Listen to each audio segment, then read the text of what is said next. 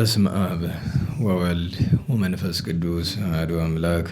በስመ አብ ወወልድ ወመንፈስ ቅዱስ አሐዱ አምላክ። በስመ አብ ወወልድ ወመንፈስ ቅዱስ አሐዱ አምላክ አሜን። የአባቶቻችን አምላክ የቸርነት ባለቤት ቸሩ እግዚአብሔር ከዚህ ሰዓት ከዚህ ዕለት ያደረሰን ቅዱስ ስሙ የተመሰገነ ይሁን። እንዴት ዋላችሁ? ቸሩ አምላካችን መድኃኒታችን ኢየሱስ ክርስቶስ ለአምላክነቱ እንደሚገባ ቅዱስ ስሙ የተመሰገነ ይሁን። እመቤታችን ወላዲተ አምላክ ንጽሕት ቅድስት ድንግል ማርያም፣ ቅዱስ መስቀል፣ ቅዱስ ቤተ ክርስቲያን፣ ወዳጆቹ ቅዱሳን ሁሉ የተመሰገኑ ይሁኑ። ትንቢተ ኢሳይያስ ምዕራፍ 33 ቁጥር 17 ንጉሥን በክብሩ ታዩታላችሁ፣ ዓይኖቻችሁም በሩቅ ያለች ምድርን ያዩዋታል። ልባችሁም ጸሐፊዎች ወዴት አሉ? መማክርትስ ወዴት አሉ? የትንሽና የትልቁ አማጽያን ብዛትስ ወዴት አለ ብሎ ፍርሃትን ያስባል። የማታውቋቸውን አሕዛብ አመጣባችኋለሁ።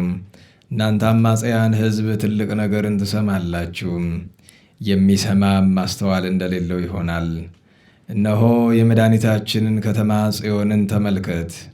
ዓይኖችም ድንኳኖቿ የማይናወጡ ካስማዎቿ ለዘላለም የማይነቀሉ አውታሮቿም ሁሉ የማይበጠሱ የበለጸገች ከተማ ኢየሩሳሌምን ያያሉ። የእግዚአብሔር ስም ለእናንተ ታላቅ ነው። ስለ ቅዱስ ቃሉ ቸሩ መድኃኔዓለም የተመሰገነ ይሁን። እንኳን በቸርነቱ አደረሰን። ከበዓሉ በረከት ያሳድርብን። እንግዲህ አንድ ብለን የጀመርነውን ዛሬ ጨርሰናል። ምንም እንኳ ሶስተኛ ሱባኤ በጾምም ባይሆን በቃለ እግዚአብሔር ብቻ ቢኖረንም በዓሉ ግን ዛሬ ነው። የእመቤታችን የድንግል ማርያምን ከዚህ በኋላ ያው ግበሩ በዓለ ከመ ትንሣኤ ወልዳ ባለው እንደ ልጇ ትንሣኤ በዓለ አክብሩ ስለተባልነ የእመቤታችን በዓል ከዛሬ ጀምሮ ስብዓተ ዕርገቷን፣ ክብረ ዕርገቷን፣ ክብረ ትንሣኤዋን፣ ክብረ ፍልሰቷን እስከ 21 ቀን ድረስ ቤተክርስቲያን ታከብራለች። ስለዚህ እኛ የምንቀጥለው ሶስተኛውን ሱባኤ በግል ፈቃዱ ከሚጾም ሰው በቀር እኛ በቃለ እግዚአብሔር የእግዚአብሔርን ስም በመጥራት ይሆናል ማለት ነው እና ትልቁ በዓላችን ግን ዛሬ ነው። በእውነት እመቤታችን ቅድስት ድንግል ማርያም ካሏት በቤተክርስቲያን ከሚታወቁ በዓላት ሁሉ በጣም ገናና የሚባሉ ልደቷ፣ ዕረፍቷና ፍልሰቷ ናቸው። እነዚህ ሶስት በዓላት ለየት ያሉ ናቸው። ከ33ቱ በዓላት ሁሉ እመቤታችን 5 በዓላትን ከ33ቱ አስበልጣ 5 ትመርጣለች። ከአራቱ 3ቱ ብለን 3 ለብቻ ብንመርጥ ፍልሰቷ፣ ዕርገቷ፣ ልደቷ ይሆናል እና እመቤታችን ድንግል ማርያም ለሰው ልጅ ሁሉ ክብር የሚሆን ስጦታ ከልጇ ዘንድ ተሰጥቷታል።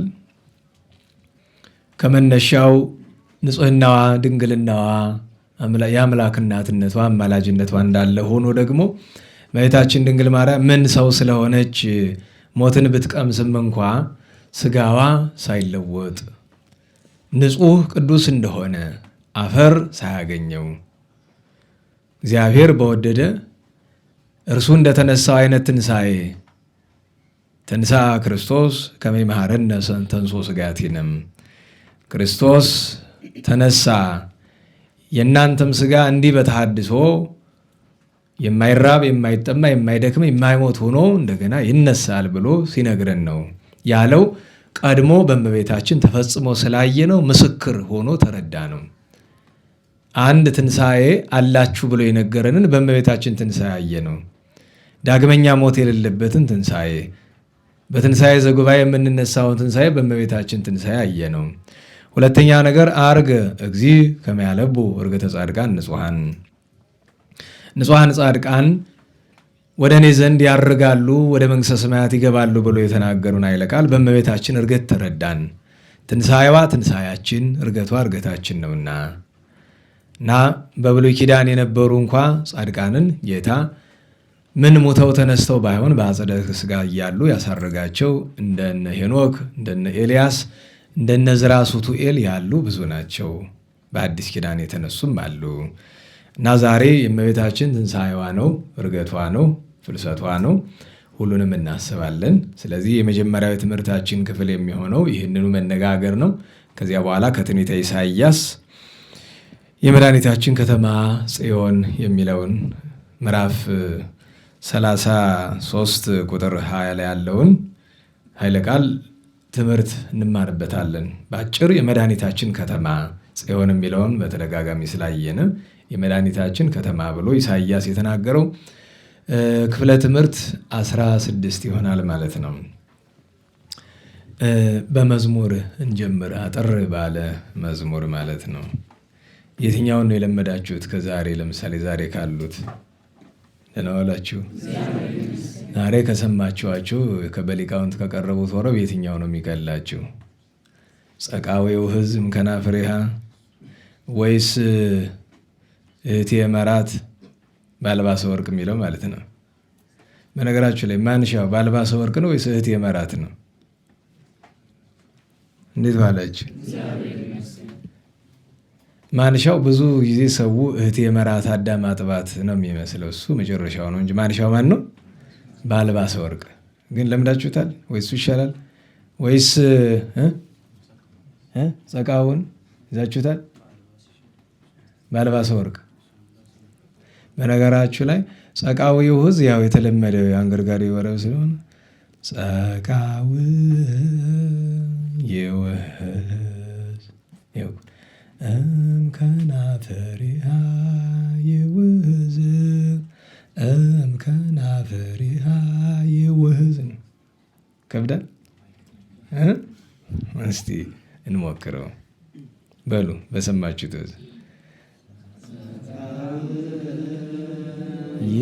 ይውህዝ ጸቃው ይውህዝ እምከናፍሪሃ ይውህዝ እምከናፍሪሃ ይውህዝ እምከናፍሪሃ ይውህዝ እምከናፍሪሃ ይውህዝ።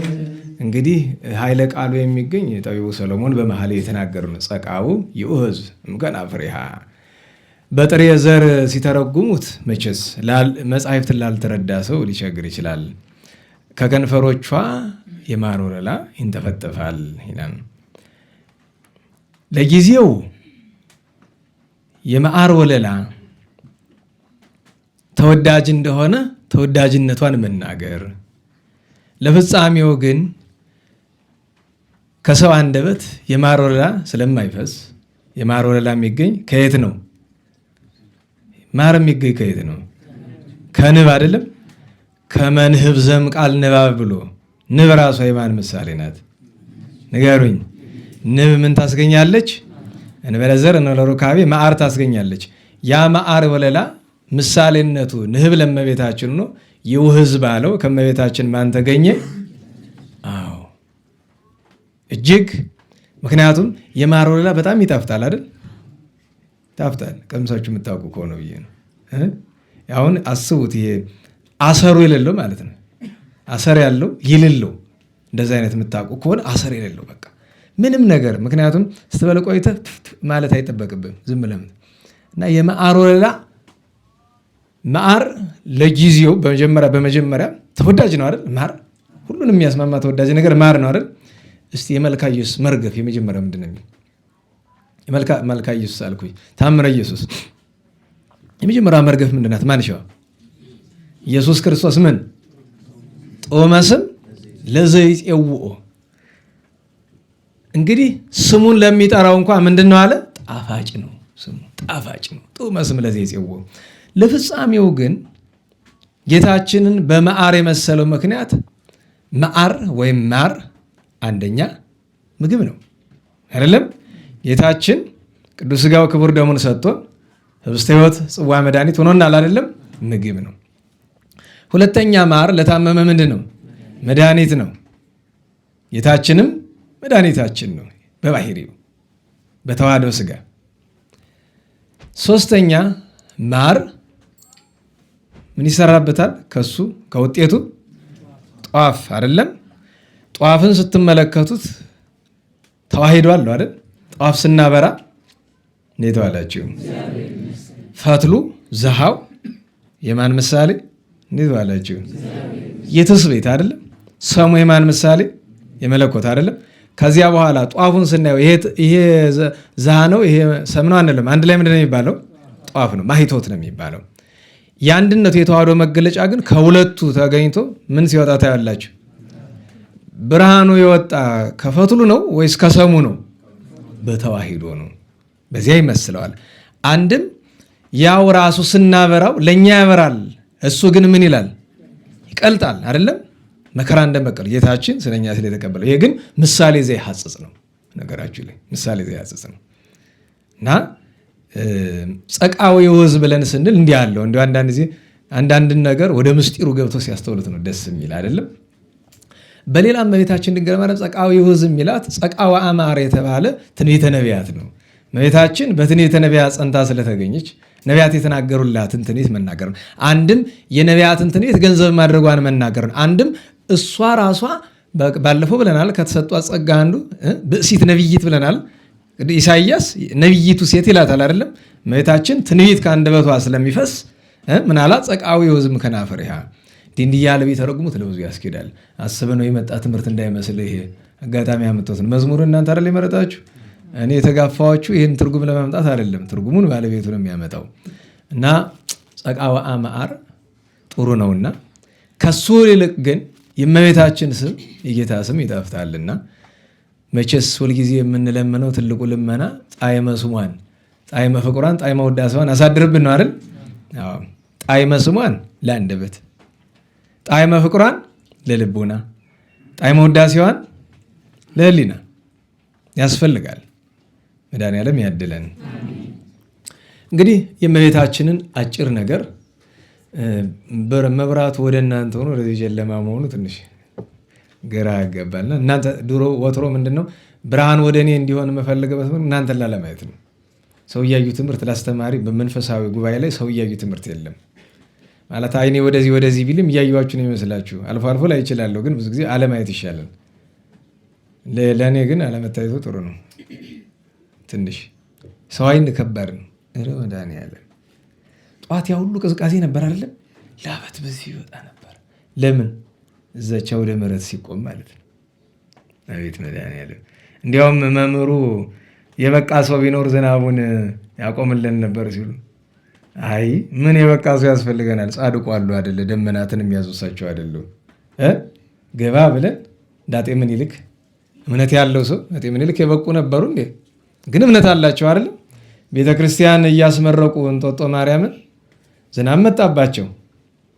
ዛቲ ጦማር ዘተፈነወት ማህበ ምኒልክ ንጉሰ ምድር ንጉሰ ኢትዮጵያ ትብጽሐ በእግዝእትየ ማርያም ንግሥተ ሰማያት ወምድር ተብሎ እዚያ ምነው እመቤቴ የሆነ ሁሉ ሰው ጠርቼ ድግስ ደግሼ ምነው እንዲህ ታረጊኝ?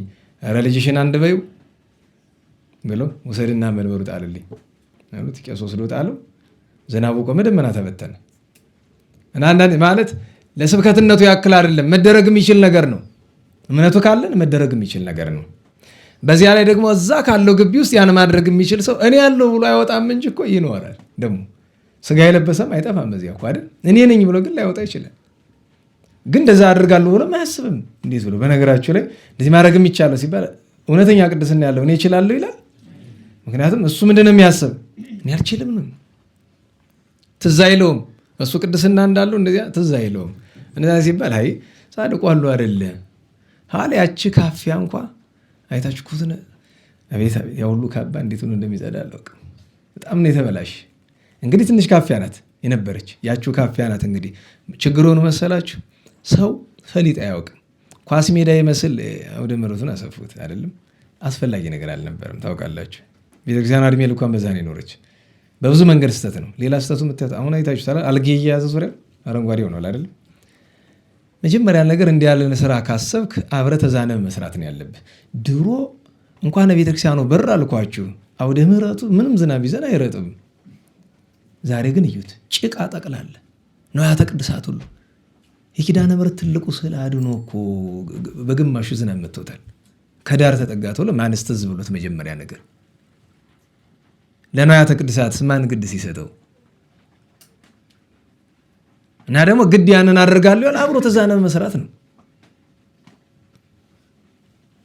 እና ትንሽ እንዲያው እንጂ እንዳመጣጡማ የእውነት ቢለቀው ኑሮ ማን ሊቆም ኑሮ እዛ። ግን ይሄ የርኅራኄ ስራ ነው፣ ጠል ነው። ጠዋት ላይ ጠበቅ ብሎ መጥቶ ነበራል ሊነጋ አካባቢ። በዚያ ቢቆይስ ኑሮ ትከስሩ ነበረ የስንት ወር ደሞዝ። እውነቴን ነው ይታወቃል። ምክንያቱም ዋና የቤተክርስቲያኑ የገቢ ምንጭ ይሄ ቀን አይደለ? እና ግን ለሰው በረከት እንዲሁ ለገንዘቡ ሳይሆን ለሰው በረከት እንዲያገኝ ግን እንዲያዚያ መሀል አይጠፋም አንዳንድ ሰው አደም ቤቴ እባክሽ የሚል አይጠፋም። እና ይሄ የርኅራኄ ስራ ነው፣ የርኅራኄ ስራ ነው። ጠብ ጠብ ጠብ ይላል። ደግሞ ጉም ነገር አመጡ አለበሰ አይደለም? ሰው እኮ አይረዳም ምን እንደሆነ። ምንድን ነው ያው ጉም መጥቶ ልብስ ያደረገው ነገር ምን ይመስላችኋል? እኔ አልገባኝም። የገባችኋላችሁ? ግን የገባው ሰው ይኖራል፣ ሊኖር ይችላል። ጠይቃለሁ እንጂ ማን ነው? እግዚአብሔር ያውቀዋል። እንጠይቀዋለን። ርኅራኄ አለ፣ ረድኤት አለ። በነገራችሁ ላይ እዚህ ምን ይታያችኋል? ስለ አድን ይታያችኋል አይደል? መልካም ነው። በደንብ እዩት። ስትወጡ ስትገቡ እጅ እየነሳችሁ ብዙ ነገር አለ። እንዲያ አንዳንድ ሰው ብሎ ገብቶ ቁጭ ይላል። ተው ግድ የለም ያህል ይሰማል። ሥላሴ ፊት እመቤታችን ፊት ሳይሰገድ አይገባም። ለስራ እንኳ ባዘቡት ለጉባኤ አይደለም። ዝም ብሎ እቃ ለማንሳት ስትገቡ ወድቃችሁ እጅ ነስታችሁ ነው መውጣት። እጅ ነስቶ ቢቻል በቃል የእጅ መንሳት፣ እጅ መንሻ፣ የውዳሴ እጅ መንሻ ቀርቦ ነው የሚኬድ። እግዚአብሔር አሁን ይህን ሁሉ ዳርዳር ስል ምንም ለን አይደለም ልልም አልችልም። ለምን ምንድነው የሚባል ወይ ከደህና ተወለድ ወይ ከደህና ተጠጋ የሚባል ነገር አለ አይደለም? እንዴት ባላችሁ? ወይ ከደህና ተወለድ ወይ ከደህና ተጠጋ የሚባል ነገር። አንዳንድ ጊዜ ከደህና ተጠጉና ያችን መሰማችን ይዛችሁ የመጣችሁ ወሮር ያደርጋችሁ ይሄ ሰውዬ ለመባል ቀዳዳ መክፈቻ ነው እኮ። ግን ዞሮ ዞሮ ምንድን ነው አባቶቻችን ምን ይላሉ? ተናጋሪ ባይጠቀም ሰማይ ይጠቀም፣ የሚጠቀም ካለ እና አንዳንዱ ነገር ብዙ ነገር አለው። እቺ ፍልሰታ ደግሞ ጥሩ ነበረች። በነገራችሁ ላይ ጥሩ ነበረች። እቺ አዳራሽ ጥሩ ነበረች። ብዙ ቀን እያልኩ ነው ነገር እንዳልገባ ፈራለሁ እንጂ ጥሩ ነበር። ይኸውልህ አይምሰልህ አንተ መጥተህ እንደዚሁ ዝም ብለህ ደርሰህ በከንቱ ሄዳችሁ እንዳይመስላችሁ። ብዙ ነገር አለ። እግዚአብሔር ቸር ነው። እመቤታችን ርኅርኅት ናት፣ ደግ ናት። አሁን ርዕስ ልንቀይር ነው። ርዕስ ለመቀየር ቅድም እሱ ይህን ስንክሳር ያነበበውን ለሶስተኛ ቀን ነው ሲለው የሰማሁኝ። አንተ አንብብ እያሉ ሲገላገሉ አንተ ትቀርባለህ እና ላትሮኖሱ ይሄ ነው። ይሄ የትኛው ነው የሚቀርብ? ላትሮኖስ ነው ወይስ ያለቃ ገብረሐና ነገር ነው? ሚስታቸው ጋር ተኮራርፈው አለቃ እስቲ እዩልኝ የዝናብ ነገር አንስተን አይደል? ዝናብ እየመጣ ይሆን ለሰማዩ አንቺ ትቀርብ የለ። ምክንያቱም እሳቸው እችን ነው የሚያክሉ፣ እሷ ደግሞ ዛፍ ነው የምታክል እና ሲኮራረፉ ነው ለሰማዩ አንቺ ትቀርብ ያለሽ አንቺ እዩ ይላሉ። ርዕስ ለማስቀየር ነው። ወደ ጉዳያችን እንምጣ። ሌላውን ተውና የእመቤታችን ስም የተመሰገነ ይሁን። አጭር ታሪክ እመቤታችን ተነሳች አረገች ለማለት አጭር ታሪክ ጠዋትም መምህሩ አንስተውታል። እመቤታችን ድንግል ማርያምን ሁልጊዜ ደስ እያለን ሳንሰለቸው ደስ እያለን የምናገረው ቅድመ ዓለም በአምላክ ልቦና ታስባ ትኖር ነበረ። ዓለም የተፈጠረ ስለ እመቤታችን ነው። ፍጥረት እመቤታችን ለማመስገን ተፈጠረ ይላል መጽሐፍ። አዎ እሷም ትላለች ብላለች እመቤታችን ትውልድ ሁሉ ያመሰግኑኛል ብላለች። ትውልደ ሴም፣ ትውልደ ካም፣ ትውልደ ያፌት፣ አንድም ትውልድ ያልፍ ትውልድ ይተርፍ ያመሰግኑኛል ብላለች። ቅድመ ዓለም በአምላክ ልቦና ታስባ ዓለም ሲፈጠር እያንዳንዷ የተሰራችው ነገር ሁሉ 22ቱ ስነ ፍጥረት ውስጥ የእሷ ምሳሌነት አለ። ይሄ ረቂቅ ነገር ነው። በነገራችሁ ላይ እግዚአብሔር ሰማይን ለመፈጠር ይመስላል ሊቀመጥበት ነናላችሁ። ሰማይ እግዚአብሔርን ይችላል ወይስ መላእክት እንዲኖሩበት ይመስላል? መላእክት ረቂቃን ናቸው። ማረፊያ ያስፈልጋቸዋል? እንደኛ እኮ መረገጫ አሻቸውም፣ ረቂቃን ናቸው። ሰማይን ለምን የፈጠረ ይመስላል? ለምን 7 አደረገው ይመስላል? ለምንድነው መሀለኛዋን ኢየሩሳሌም ሰማያዊት ያላት? ለምንድነው ኢየሩሳሌም ሰማያዊት ታቦት ዘዶርን ያደረገ? ለምንድነው ከሰማይ ውድ ላይ መንበረ መንግስትን ያደረገ ይመስላል? ለምንድነው የላይኛዋን ሰማይ ጽርሐ አርያም ያደረጋት? ይህ ሁሉ እኮ እመቤታችን የሚያመለክት ነው። ለምን? በኋላ የእርሱ እውነተኛ ዙፋን ሆና የምትገለጥ ናትና አክብሯ ግን ነው።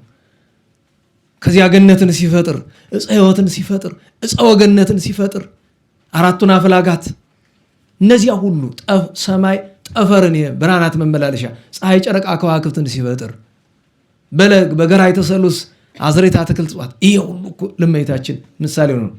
እንድናያት በዛ ላደለው እንድናስተውላት እናቱን እመቤታችን እንድናስተውላት በሰዓታት ገናይነ ለኪ ወለተ ዳዊት ይላል። እንድንገዛላት ገናይ ተገዛ፣ አንድም አመሰገነ፣ አንድም የመገዛት ምስጋናን አቀረበ። ዳግሚት ሰማይ ሙጽአ ፀሐይ ወላዲቱ ለአደናይ አይደል? አዎ። ሁለተኛይቱ ሰማይ የፀሐይቱ መውጫ የአዶናይ እናቱ ወላጅቱ ጽርሐ ቅድሳት ወለወልድ ዘወርቅ ማይፈድ ወሱራሪያ ዘመረግድ እያለ ቢረለን ጽይት ይላል። ደግሞ ልፍሎ ሙዳየ ፍረት በዘባቲ ተመዞ ካህናት ሀዳስ ቀመር ሀዳስ መቅደስ ነው ምትም እኛ ግን በፎቶ ፊቱ ነው። ሀዳስ ቀመር ታቦተ ምስጢር ኮሰኮሰ ወርቆ ብሩር በእያንዳንዱ ነገር እመቤታችን እንድናስተውል መጻሕፍት ይጋብዙናል። ዓለምን ፈጠረ፣ አዳምን አከበረ። አዳም አባታችን አላወቀበትም። በጊዜው ቅዱስ ደግ ሰው ሳለ ተሳሳተ፣ ወደቀ። በእርሷ ምክንያት አድንሃለሁ ብሎ ተስፋ ድነት ነገረው። 5500 ዘመን ትንቢት ተነገረ፣ ሱባኤ ተቆጠረ፣ ምሳሌ ተመሰለ። ብዙ ነገር ተናገረ እግዚአብሔር። ነናዋላችሁ ብዙ ነገር በመካከሉ እመቤታችን ማሳያው ነገር ቁጥር የለውም። ብዙ ጊዜ በነገራችን ላይ የጎላውን ነገር ለመናገር ያክላችሁ ትንቢተ ኢሳይያስ 3:20-30 ትንቢት ብዬ ስላችሁ የጎላውን መንገር ነው እንጂ እኮ አይቆጠርም። በእያንዳንዱ ቅዱሳን ሕይወት ውስጥ ምልክቱ አለ። ጊዜው ደረሰ። እመቤታችን ድንግል ማርያም አምላክ ሊወለድ 16 ዘመን ሲቀረው እመቤታችን ተጸነሰች፣ ተወለደች። ከዚያ እመቤታችን 15 ዘመን መጀመሪያ ከኢያቄም ወሐና ጋር 3 ዓመት 12 ዓመት በቤተ መቅደስ፣ ከዚያ 15 ዓመት ሲውላት ቤተ መቅደስ ወጥታ በክፋት አስወጥተዋት ከአረጋዊ ዮሴፍ ቤት ከአባቷ ከደግ ሰው ከጻድቅ አረጋዊ ዮሴፍ ቤት ሳለች በብስራተ መልአክ ጌታችን በድንግልና ጸነሰች። በሕቱም ድንግልና በቤተልሔም በ16ኛ ዓመቷ ወለደች። ከዚያ 2 ዓመት በናዝሬት ቆየች። ከዚያ 70 ሰገል መጥተው ሲገብሩለት ሄሮድስ ቀንቶ 3 ዓመት ከመንፈቅ በግብፅ፣ በኢትዮጵያ፣ በሶሪያ፣ በሊባኖስ ዛሬ የምናከብረው ቅዱስ ጊጋር በጎዳናም ያገኘችው እዚያ ጊዜ ነው። 3 ዓመት ከመንፈቅ ብዙ ተሰቃየች። ከዚያ ተመልሳ 24 ዓመት ከመንፈቅ ያክል በናዝሬት ጌታችን አሳደገች። መጽሐፍ የተሐጽነ እግዚእነ ዘንበለ በናዝሬት ጌታችን በናዝሬት ብቻ ነው ያደገ ይላል። ይህ ማለት ሌላ ቦታ ሄዶ አያውቅም ሳይሆን መደበኛ መኖሪያው ግን ናዝሬት ነበረ፣ በናዝሬት ገሊላ። ከዚያ ጌታችን እያስተማረ 3 ዓመት ከ3 ወር እስከ እርገቱ ቢያዩ 3 ዓመት ከ4 ወር ድረስ ቆየች። ከዚያ በኋላ ጌታችን ካረገ በኋላ 15 ዓመት ወይም 14 ዓመት ከ9 ወር ያክል የተኖረ ነበረ በጽርሐ ጽዮን። ቅዱስ ዮሐንስ ወልደ ነጎድጓድ በአደርነት ተቀበሏት። ደናግለ እስራኤል እያገለግሏት በደብረ ዘይት ያገለግሉ የነበሩ ቅዱሳት አንስት ከ36ቱ 12ቱ ደናግል እና 2ቱ እናቶች ዮሐናና ሰሎሜ ተመርጠው ያገለግሏት ነበር። እመቤታችን ግን ሰርክለት እንዴት ዋላችሁ? እመቤታችን ከቶውን የፈት ልማድ አታውቅም። 24 ሰዓት አይምሯ ስጋዊ ነገር አስቦ አያውቅም። ምንድነው እመቤታችን እንዲያው በአጸደ ስጋ ስትኖር ምን ትሰራ ነበረ ቢባል ጸሎት፣ ስዕለት፣ አስተብቆት አንድ ወገን፣ ጸሎት፣ ልመና፣ ምልጃ አንድ ወገን፣ ሁለተኛ ስብሐተ እግዚአብሔር የዳዊት መዝሙር እግዚአብሔር መንፈስ ቅዱስ የሚገልጥላት ስንኳ ደቂቀ አዳም መላእክት የማያውቁት ምስጋና አለ። እመቤታችን ልጇ የምታመሰግንበት እግዚአብሔር የምታመሰግንበት ለየት ያለ ምስጋና አለ። በነገራችሁ ላይ ምስጋና ለምሳሌ ምን ይላል? በአባ ሕርያቆስ ቅዳሴ ላይ ያስሜክሙ ቃለ መሰናቁ ዘሕፃናት ወማሕሌተ ዘመላእክት ይላል አይደል? አሁን ያንን ምስጋና ያሰማችሁ የሚለን አሁን ስለማናውቀው አይደል? እንዴት ባላችሁ አሁን የምናውቀው ከሆነ ለምን እናፈቀዋለን? አይደለም ብቻ አይደለም። ቃለ መሰናቁት ዘሕፃናት ያለውን 144,000 ሕፃናት የሚያመሰግኑትን በራእይ 14 ላይ ያለውን ምን አለ? ያችን ምስጋና ከቶኑ የሚያውቃት የለም አለ። እናላችሁ የሚያውቃት የለም አለ። እነዚህ ሕፃናት እንኳን በቤታችን። ስለዚህ እመቤታችን ጸሎት፣ ስለት፣ አስተብቆት፣ ምስጋና፣ ቸርነት ነው። በቃ ወደ ጎልጎታ እየተመላለሰች ጌታችንን አጥብቃ ተለምነው ነበር መሐር ወልድየ እያለች። ቃል ኪዳንም ለመጀመሪያው ጊዜ የተቀበለች ወደዚህ ስትመላለስ ነው። እና እመቤታችን ድንግል ማርያም እንዲህ ሆና ኖራ ጊዜው ደረሰና 64 ዘመን ሲሞላት እረፍቷ ሊሆን ሆነ። ያን ጊዜ መንፈስ ቅዱስ እመቤታችንን ከዚህ ዓለም በሞት እንደምትለይ ነገራት። እንድታውቁት በቤተ ክርስቲያን ትምህርት ብዙ ጊዜ ያለ አይደለም። እኔ አንተ እናት ሆኜ እንዴት እሞታለሁ ምናምን የሚለውን ታሪክ ቤተክርስቲያናችን ላይ እኔ አልተማርኩም። እኔ እንዲያውም አንዳንድ ጊዜ ታውቃላችሁ ብዙ መጻሕፍትን ለማየት ሞክሬያለሁ። አብዛኞቹ መጻሕፍት የሚነግሩን ነገር ምንድን ነው? እመቤታችን ከዚህ ዓለም የምትወጣበት ጊዜ በጣም ትናፍቅ ነበረ። አስቡት፣ አሁን የአምላክ እናትን ያክል አይደለም ጻድቃን እንኳ በዚህ ዓለም መኖር ይፈልጋሉ። ንገሩኝ፣ ይህ ዓለም ለነሱ ምንድን ነው? አስጨናቂ ነገር እኮ ነው። እንኳን ለጻድቃን ለእኛ እንኳ ይጣፍጣል እንዴ ዛሬ ስናየው። እንግዲህ ኃጥእ በዚህ ዓለም መኖር ነው የሚወድ አይደለም። ኃጥአን ሆነን እንኳ አስቡት፣ አንዳንድ ጊዜ የዚህ ዓለም ኑሮ እንዲሁ ስናየው መራራ ይሆናል። እንዲያው ትንሽ ወደ ቤተ እግዚአብሔር ጠጋ ለማለት ስለተሞከረች እንኳ መራራ ሆኗል አይደለም። እና እንኳን የአምላክ እናት ቅዱሳን እንኳ በዚህ ዓለም መኖር አይሹም። ማን በዚህ ዓለም መኖር ይሻል እንዲያው እውነተኛ ሰው ከሆነ? እና በእውነቱ እንዲያውም የኃጥአንን ነፍስ በመከራ ያሉትን ቢያሳያት ቅትለኒ ለቤዛ ሆሙ አለች ይላል። ስለነሱ በሞትኩላቸው ብላለች ነው መጽሐፍ የሚለን አባ ጊዮርጊስ።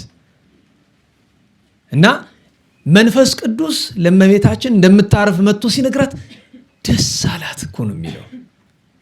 እንዲሁም አንድ የግብፃውያን የትውፊት መጽሐፍ እያየው ነበርና ደስ አላት። ለምን? ከዚህ ዓለም የምትወጣበትን ጊዜ እጅግ ተናፍቀው ነበረ። ምን ልጇ ቀን በቀን ባይለያት እዚያ ከሱ ጋር መኖርን ትሻ ነበረ እና ደስ አላት። ኋላ ደናግል እስራኤል መጥተው ሰገዱላት። መንፈስ ቅዱስ ለነሱም ነግሯቸዋል። ኋላ ዮሐንስ ወንጌላዊ፣ ቅዱስ ጴጥሮስ መጡ። ጌታችን ልኳቸው ነው። ምን ነው መጣችሁ አለች። መድኃኒታችን ልኮነ። ምን አላችሁ? ልታርፊ ነው ብሎ ነገረን አላት። ከዚያ ብዙ ነገር መከረቻቸው፣ ነገረቻቸው። ብዙ ምስጢር። እመቤታችን ባረፈች ጊዜ ትናንት እንደተነጋገር ነው ብዙ ተአምራት ድንቅ ነገር ተደረገ። እመቤታችን ካረፈች በኋላ ትናንት የተረክነው ታሪክ እንዳለ እመቤታችንን ገንዘው ሊቀብሩ ሲሉ ታውፋንያ መጥቶ ያንን ነገር አደረገ። ተቀጣ፣ አመነ። ጌታችን ግን ክቡር ስጋዋን ወስዶ በዕፀ ሕይወት ስር አኖረ።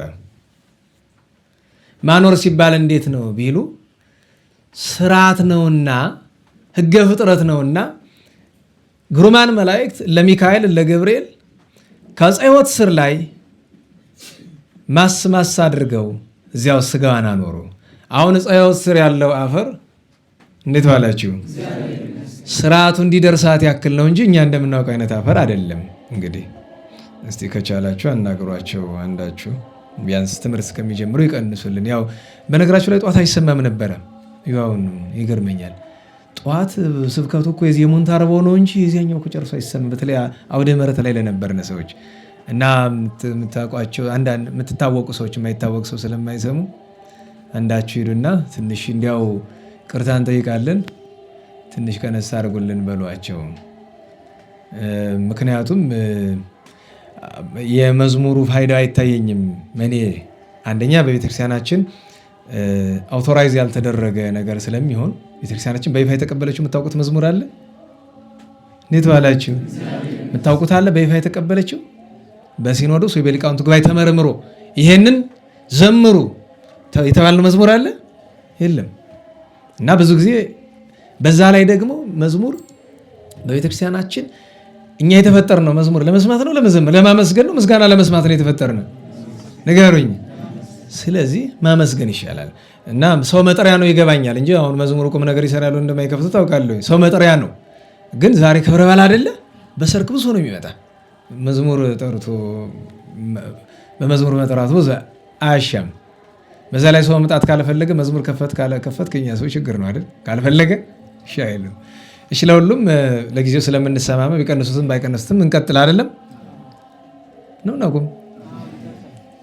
እሺ እና በፀዮት ስር እዚያ ምክንያቱም ጌታችን 7ቱን ሊቃነ መላእክት አዘዛቸው ይላል። ሄዱና በፀዮት ስር ምድርን አለ። ምድር ያላት ገነት ነው። እዚያ ላይ ምን አለ? አዘዝዋ ዘዟት ምን ልታደርግ? ከመታውፅ ስጋዋን ታወጣል። እዚያው ሲኖር ግን ልብ በሉ። አሁን እንዴት ዋላችሁ? ለምንድነው እመቤታችን በፀዮት ስር እንድትቀበር ያደረገ ቢሉ፣ አንደኛ ስርዓት ሕገ ፍጥረትን ለመጠበቅ ነው። ሁለተኛ ዕፀ ሕይወትን ሲፈጥራት ለማን ምሳሌ እንድትሆን ነው? ተናገሩ እንጂ። ለእመቤታችን ድንግል ማርያም ምሳሌ ልትሆን የፈጠራት። ስለዚህ እዚያው አማናዊቱን ዕፀ ሕይወት ከምሳሌዋ ዕፀ ሕይወት ስር ወስዶ አኖረ። በእኛ መረዳት ደግሞ ብንነጋገረው በዕፀ ሕይወት ስር የተቀበረ ነገር ሁሉ አይለወጥም። መጀመሪያ ነገር ዕፀ ሕይወትን የበላም አይሞትም፣ በዕፀ ሕይወት ስር የተቀበረ ደግሞ አይለወጥም። ግን እመቤታችን የትም ቦታ ስጋዋ ሄዶ ቢያርፍ የትም አይገባትም ላቲ ስብሐት እንጂ የእኛ ስጋ አፈሩ ወጭቃዊው ደቅ ግን አፈር ውስጥ እንኳ ተቆፍሮ ብትቀበር እመቤታችን 1000 ዓመት ብታኖረው ስጋዋ አይለወጥም። ለምን ቢባል መዓዛ መለኮቱ ያላት ናትና ነው አላችሁ። መዓዛ መለኮቱ ስላላት እና ደግሞ መፍረስ መበስበስ አዳም በሰራው ኃጢአት ምክንያት ነው አይደለም? በዚያ ዕዳ የመጣ ነገር ነው። እመቤታችን ዕዳ የለባትም። ስለዚህ እመቤታችን ድንግል ማርያም እዚያ ስር ነበረች። ግን አባቶቻችን ምን ይላሉ? በእውነት እመቤታችን በፀዮት ስር ስትቀበር እሷ ከበረች ወይስ ፀዮት ራሷ ከበረች? ፀዮት ከበረች ነው የምንልኛ። አማናዊት ፀዮት ያችን በገነት መካከል ያለችውን ፀዮት እንደበለጠ ከበረቻት። አንድም ራሷ ገነት እመቤታችን ስትገኝ ከበረች። ገነት ራሷ ከክብር ላይ ክብር ሆነላት እና እመቤታችን ድንግል ማርያም ከዚያ ከ200 ቀን በላይ ቆይታለች። እንግዲህ ለማስላት ከፈለጋችሁ ጥር 21 አይደል እመቤታችን ያረፈች? ከጥር 21 እስከ ነሐሴ 21 7 ወር ነው ድፍን አይደለም? እንዴት ዋላችሁ? 7 ጊዜ 3 ስንት ነው? 21 አይደለም? 21 ማለት 210 ቀን ማለት ነው አይደል? አዎ። ከዛ 7 ቀን ቀንሱበት ከ210 ላይ 203 ቀን ማለት ነው። ይህን ያህል ጊዜ እዚያ ቆይታለች። ኋላ ግን እግዚአብሔር ለቅዱስ ዮሐንስ ወንጌላዊ ፈቃድ ሰጥቶት ነበር። እረፍቷ ላይ እንደተነጋገር ነው ትልቁ የሰጠው ሀብት ምንድን ነው? ቅዱስ ዮሐንስ ወንጌላዊ ጌታን በጣም ይወድ ነበርና እርሱን ሲያጣ ማንን ተቀብሏል? ሲያጣ ስላችሁ እንዲያው በአካል ዕለት ዕለት ማየቱን ነው እንጂ ጌታን ማጣት የሚባል ነገር የለም። ግን ማን ተሰጠችው? እመቤታችን። እሷ ስታርፍ በጣም ስለሚጎዳ ያለቅስም ስለነበረ እዚህ ተነግሬያችኋለሁ። እመቤታችን ድንግል ማርያም ከማረፏ በፊት የመጨረሻ ያደረገችው ነገር ምንድነው ከተባለ ዮሐንስ ወንጌላዊን ግንባሩን ስማዋለች። ልጇ ነው የተመረጠ የጸጋ ልጇ። በዓለም ካሉ የጸጋ ልጆቿ ሁሉ የመጨረሻዎቹ እኛ አለን አይደል? ስሟን ለመጥራት እንኳን ማንሆን ግን ልጅ ነን። ለምን ምንድነው የሚባል ለእናት አይከፉ ሲባል አትሰሙ? ወልደው አይጥሉ አታውቁም? አዎ እኛ እንደዛ ነው የምንባል። ለእናት አይከፉ ወልደው አይጥሉ ነን። ከኛ ደግሞ ትንሽ ሻል ያሉ ደግሞ በዘመናችን ያሉ ሰዎች ይኖራሉ። ከነሱ ሻል ሻል እያለ ሄዶ የመጨረሻው ከጸጋ ልጆቿ ሁሉ ተወዳጅ ልጇ ምትክ የሌለው ዮሐንስ ወንጌላዊ ነው። ከዚያ ጌታችን ቅዱስ ገብርኤል አብሮ ይዞት ሄዶ ከዚያ ነበረና እዚያው እንዳይቀመጥ ስራ ወሳ ሁሮ መሃሮ ያለው ስራ አለው። ኋላ ጨንቆታል ዮሐንስ ወንጌላዊ እና ጌታችን ምን አለው? አይዞ ሂድና ውረድ አስተምር፣ ነገር ግን ፈቃድ ሰጥቻለሁኝ እየመጣ የክብርት እናቴን ስጋዋን እጠን፣ የመጣ እጅን ሰዓት ፈቅጄልሃለሁ፣ አንተ ብቻ ስትፈቅድ ደመና ጠቅሰህ በዚያ ተነጥቀ መሄድ ትችላለህ አሉ። በቃ እንደዚህ ያደርግ ነበረ እና እንደዚያ ሲያስተምር ቆይቶ እየሄደ ያንን እጅ እየነሳ እየመጣ ኋላ ሐዋርያትን አገኛቸውና ይገናኙ የለ ጉባኤ የሚያደርጉበት ሱባኤ የሚያደርጉበት ጊዜ ያላቸውና ሲገናኙ እና በጣም ተክዘው እንደ ወትሯቸው አይደለም። ቅዱሳን ሐዋርያት ቢገርፏቸውም አያዝኑ፣ ቢቆራርጧቸውም አያዝኑ አይደል? እንዴት ባላችሁ ቢያማቸው ያዝናሉ? ኧረ በሞቴ ቢገርፏቸው ያዝናሉ? ምን ይላል በግብረ ሐዋርያት ላይ? ገርፏቸው ሲወጡ ምን እያሉ ወጡ ይላል? ደስ እያላቸው ጉሽ ጠጅ እንደጠጣ ማለፊያ ጠጅ እንደጠጣ ሰው ደስ እያላቸው ወጡ አይደለም የሚል አዝነው እና ዮሐንስ ወንጌላዊ መቼስ በሐዘን እሱን የሚበልጠው የለም፣ ግን ምን ሆናችሁ ነው ሲላቸው የእመቤታችን ነገር እንደምን ሆነ እያልን አይ እመቤታችን እኮ እንደዚህ ነው እኔ እኮ ሄጄ አየሁኝ አላቸው። ከዚያ አዘኑ። ምን እናድርግ አሉት። ሱባኤ እንግባ እስቲ አላቸው። አብሮ እነሱ ጋር እሱም ደግሞ እንደገና 2 ሱባኤ ያዙ። በሁለተኛው ሱባኤ ጌታችን ክቡር ስጋዋን አምጥቶ ሰጣቸው። ጠዋት አይታችሁ ከሆነ የሆነ የልጆቹ ጭፈራ ይሁን ምን ይሁን ያዛ አድርጎባቸው ነው እንጂ እኛ እንግዲህ የምናስተምር እንዲህ ነው ብሎ ግን ወደ ትተው ሳይገቡ ቀሩ። ምክንያቱም እሑድ ተቀብራ ማክሰኞ ተነሳች። ስለሰምታችኋል አይደለም? የጉባኤ ቤት ትውፊት ይባላል፣ አይነቀፍም። መንበረ መንግስትም እንደዛ ይመስለኛል ትምህርታቸው። በቀደም ሲሉ ሰምቻለሁ ከመጽሐፍ ታትሞ እንደዚህ አዲስ የታተመው መጽሐፍ ላይ እና ቤተክርስቲያናችን 2 ነገር አለው፣ አያስጨንቅም። ግን የኔ አባቶች ትውፊት ምንድነው ከተባለ እመቤታችን በ14 ዓመት ተሰጣቸው። ዕለቱኑ ቀበሯት፣ ዕለቱኑ ተነሳች ነው። በ3ኛው ቀን ከመትንሣኤ ወልዳ የሚለው እንዳይፈለስ ነው። እኛ ግን ከመትንሣኤ ወልዳ ብለን ምለው እንዴት ዋላችሁ? እንደ ልጇ ትንሣኤ ማለት ሙስና መቃብር ሳያገኛት መግነዝ ፍቱልኝ መቃብር ክፈቱልኝ ሳትል መሆኑን ነው። 3ኛ ቀኑን አይሻም እንላለን። ለምን ቢባል እመቤታችን ድንግል ማርያም ማክሰኞ ተነሳች ማለት ምንድን ነው? እንዲያው እሁድ ለማለት የሚያበረታታ ቢሉ አንደኛ 3ኛ ቀን ለማለት አያስኬድም። ምክንያቱም ካረፈች 203 ቀን አልፏታል እና 3ኛ ቀን ከምን ተሰልቶ ነው? እሳት ተቀበር ቆይታ እንዳንል በዕፀ ሕይወት ስር ተቀብራ ቆይታለች እና የምን 3 ቀን ከምን 3 ቀን ይገኝ። ሁለተኛውና ዋናው ትልቁ ምክንያት ግን እንድታውቁት የሚያስፈልግ ያኛው አይነቀፍም ብያቸዋል። የጉባኤ ቤት ትውፊት ነው። እኔን ታንኳ ትልልቆቹ እንደዚያ ነው የሚተርቁ ተብሎ እንሰማለን። ቃል በቃል ከሳቸው አልሰማሁም፣ ግን ጉባኤ ቤቱ ትውፊት እሱ ነው። እኛ ግን ለምንድን ነው ቢባል እመቤታችንን ነሐሴ 14 ቀን አመጥቶ ሲሰጣቸው ዕለቱ ምን ነበረ? እሁድ ነው። እሁድን ነው የምንሻ። ለምን ቢባል ጌታ የተነሳ መቼ ነው? እሁድ ስለሆነ ከመትንሣኤ ወልዳ ያሰኘው እሱ ነው። ሁለተኛ ነገር ማንም ሰው ቢሆን ከእሁድ በቀር ትንሣኤ ዘጉባኤ መነሳት አይችልም።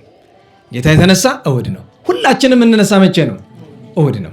ስለዚህ እመቤታችን ትንሣኤ ዘጉባኤን የማይጠብቅ ትንሣኤ እኛ ይዛን የምንነሳውን ትንሣኤ ስለሆነ የተነሳቸው እሁድ። በዚያም ላይ ምን አለ? ሰላም ለብርነ ስጋኪ ዘኢጎንዴ በመስካብ አባ ዘመለኮት ሊቁ ዘይጎንዴ በመስካብ አለ። በመቃብር አልሰነበተም አለና ስማንሶ ፍጡነ መንፈሰ ሕይወቱ ለአብ መንፈስ ቅዱስ ቶሎ ነው ያስነሳሽም ነው። ከዚያ ግን አለ ይትነከር ለኪ ማርያም አድኅኖ ተጻድቃን ሕዝብ እመሰ አድኃንኪ ኃጥአነ በኪዳንኪ ጥበብ ዝኪ መንቅር ወጥቀጹ እመቤቴ እነ አብርሃምን እነ ጊዮርጊስን እነ ተክለ ሃይማኖትን ብታጸድቂያቸው ይሄ አይደነቅልሽም? እንደኛ ያሉትን ኃጥአን ግን አማለች ብታጸድቂ ይሄማ ታላቅ ድንቅ ነገር ነው፣ ይደነቃል ብሎ እኛን አማልጅን ብሎ ለምኗል ደራሲው መልካ ኪዳነ ምሕረት። እና እንዲህ አንላለን። ግን በ3ኛው ቀን ያሉትን በነገራችሁ ላይ ሁላችሁ እንዴት ዋላችሁ? ነገሩ ውስጡ ምስጢር ቢኖረውም ታሪክ ነው አይደለም? ታሪክ በወለይ ቤሉ እየተባለ የሚተረክ እንዲህ የሚሉ አሉ ነው የምንል እንጂ አንነቅፈው። ሁለቱም የጉባኤ ቤት ስለሆነ አይነቀፍም። በወለይ ቤሉ እኛ ግን የምንይዝ ይኸኛው ነው፣ ያን በመሻት ነው። ታዲያ 16 ምንድነው ከተባለ ቀበሯት። ምክንያቱም አምጥቶ ክቡር ስጋዋን ሰጣቸው። እንደተነጋገር ነው ክብረ ግንዘቷን ጠብቀው ጌቴሴማኒ ወስደው። በነገራችሁ በጣም የገረመኝ ነገር አንዳንድ ጊዜ ያለ ፈቃድ እግዚአብሔር አይሆንም። የእመቤታችን የድንግል ማርያም የርገቷ ስዕል የተሳለ አለ አይደለም? ስዕል አድኖ ውስጥ ተሰጥቷል መሰለ ጎቤት አይደለም? የት ነው ያለ? እንግዲህ 2 ነው አይደለ? አንደኛው በባነር የተዘጋጀው እኔ ቤት አለ። እሱን 16ቱን ቀን ስረሳው በቃ ለዛሬ ይወጣል ብዬ ነበር፣ አልተሳካም። እሱ ብቻ ሳይሆን ባለፈው ታስታውሱ እንደሆነ የእመቤታችን የቅድስት ድንግል ማርያምን ጌቴሴማኒ ላይ የመጣ ሻሽ አላያችሁም? ጥር 21 ቀን አታስታውሱ አይደለም? እሱን ላመጣው ብዬ እንዲያው ዛሬ ነበረ ቀኑ ብዬ ነበር። እንዲሁ ይገርማችኋል፣ ፈቃዷ ባይሆን ይሆናል። እስቲ ለ21 አስታውሱ፣ የመጨረሻው ቀን ለ21 ሳይሆን ለ20 የድግስ ቀን እንዳይሆን ፈራለሁ። ለ21 ይሁንሽ፣ ማጠቃለያው እሱ አይደለም? አስታውሱኝና ቢያንስ ስንክሳሩን ወይ ወንጌሉን ይዘን እንሳለመዋለን። የዛን ቀን እንደተቀመጠ እኔም አይቼው አላውቅም። እንድታውቁት አንድን ነገር ማክበራችሁ የሚታወቀው እንደዚያ ነው። ለምን? ስጋውያን ስለሆንን ቶሎ ቶሎ ስናየው እየቀለለብን ይሄዳል። ቅዱሳን ግን ዕለት ዕለት ሲያዩት የበለጠ ልክ እመቤታችን በውዳሴ ማርያም ንጽሕት ወብርህት አላት ይላል።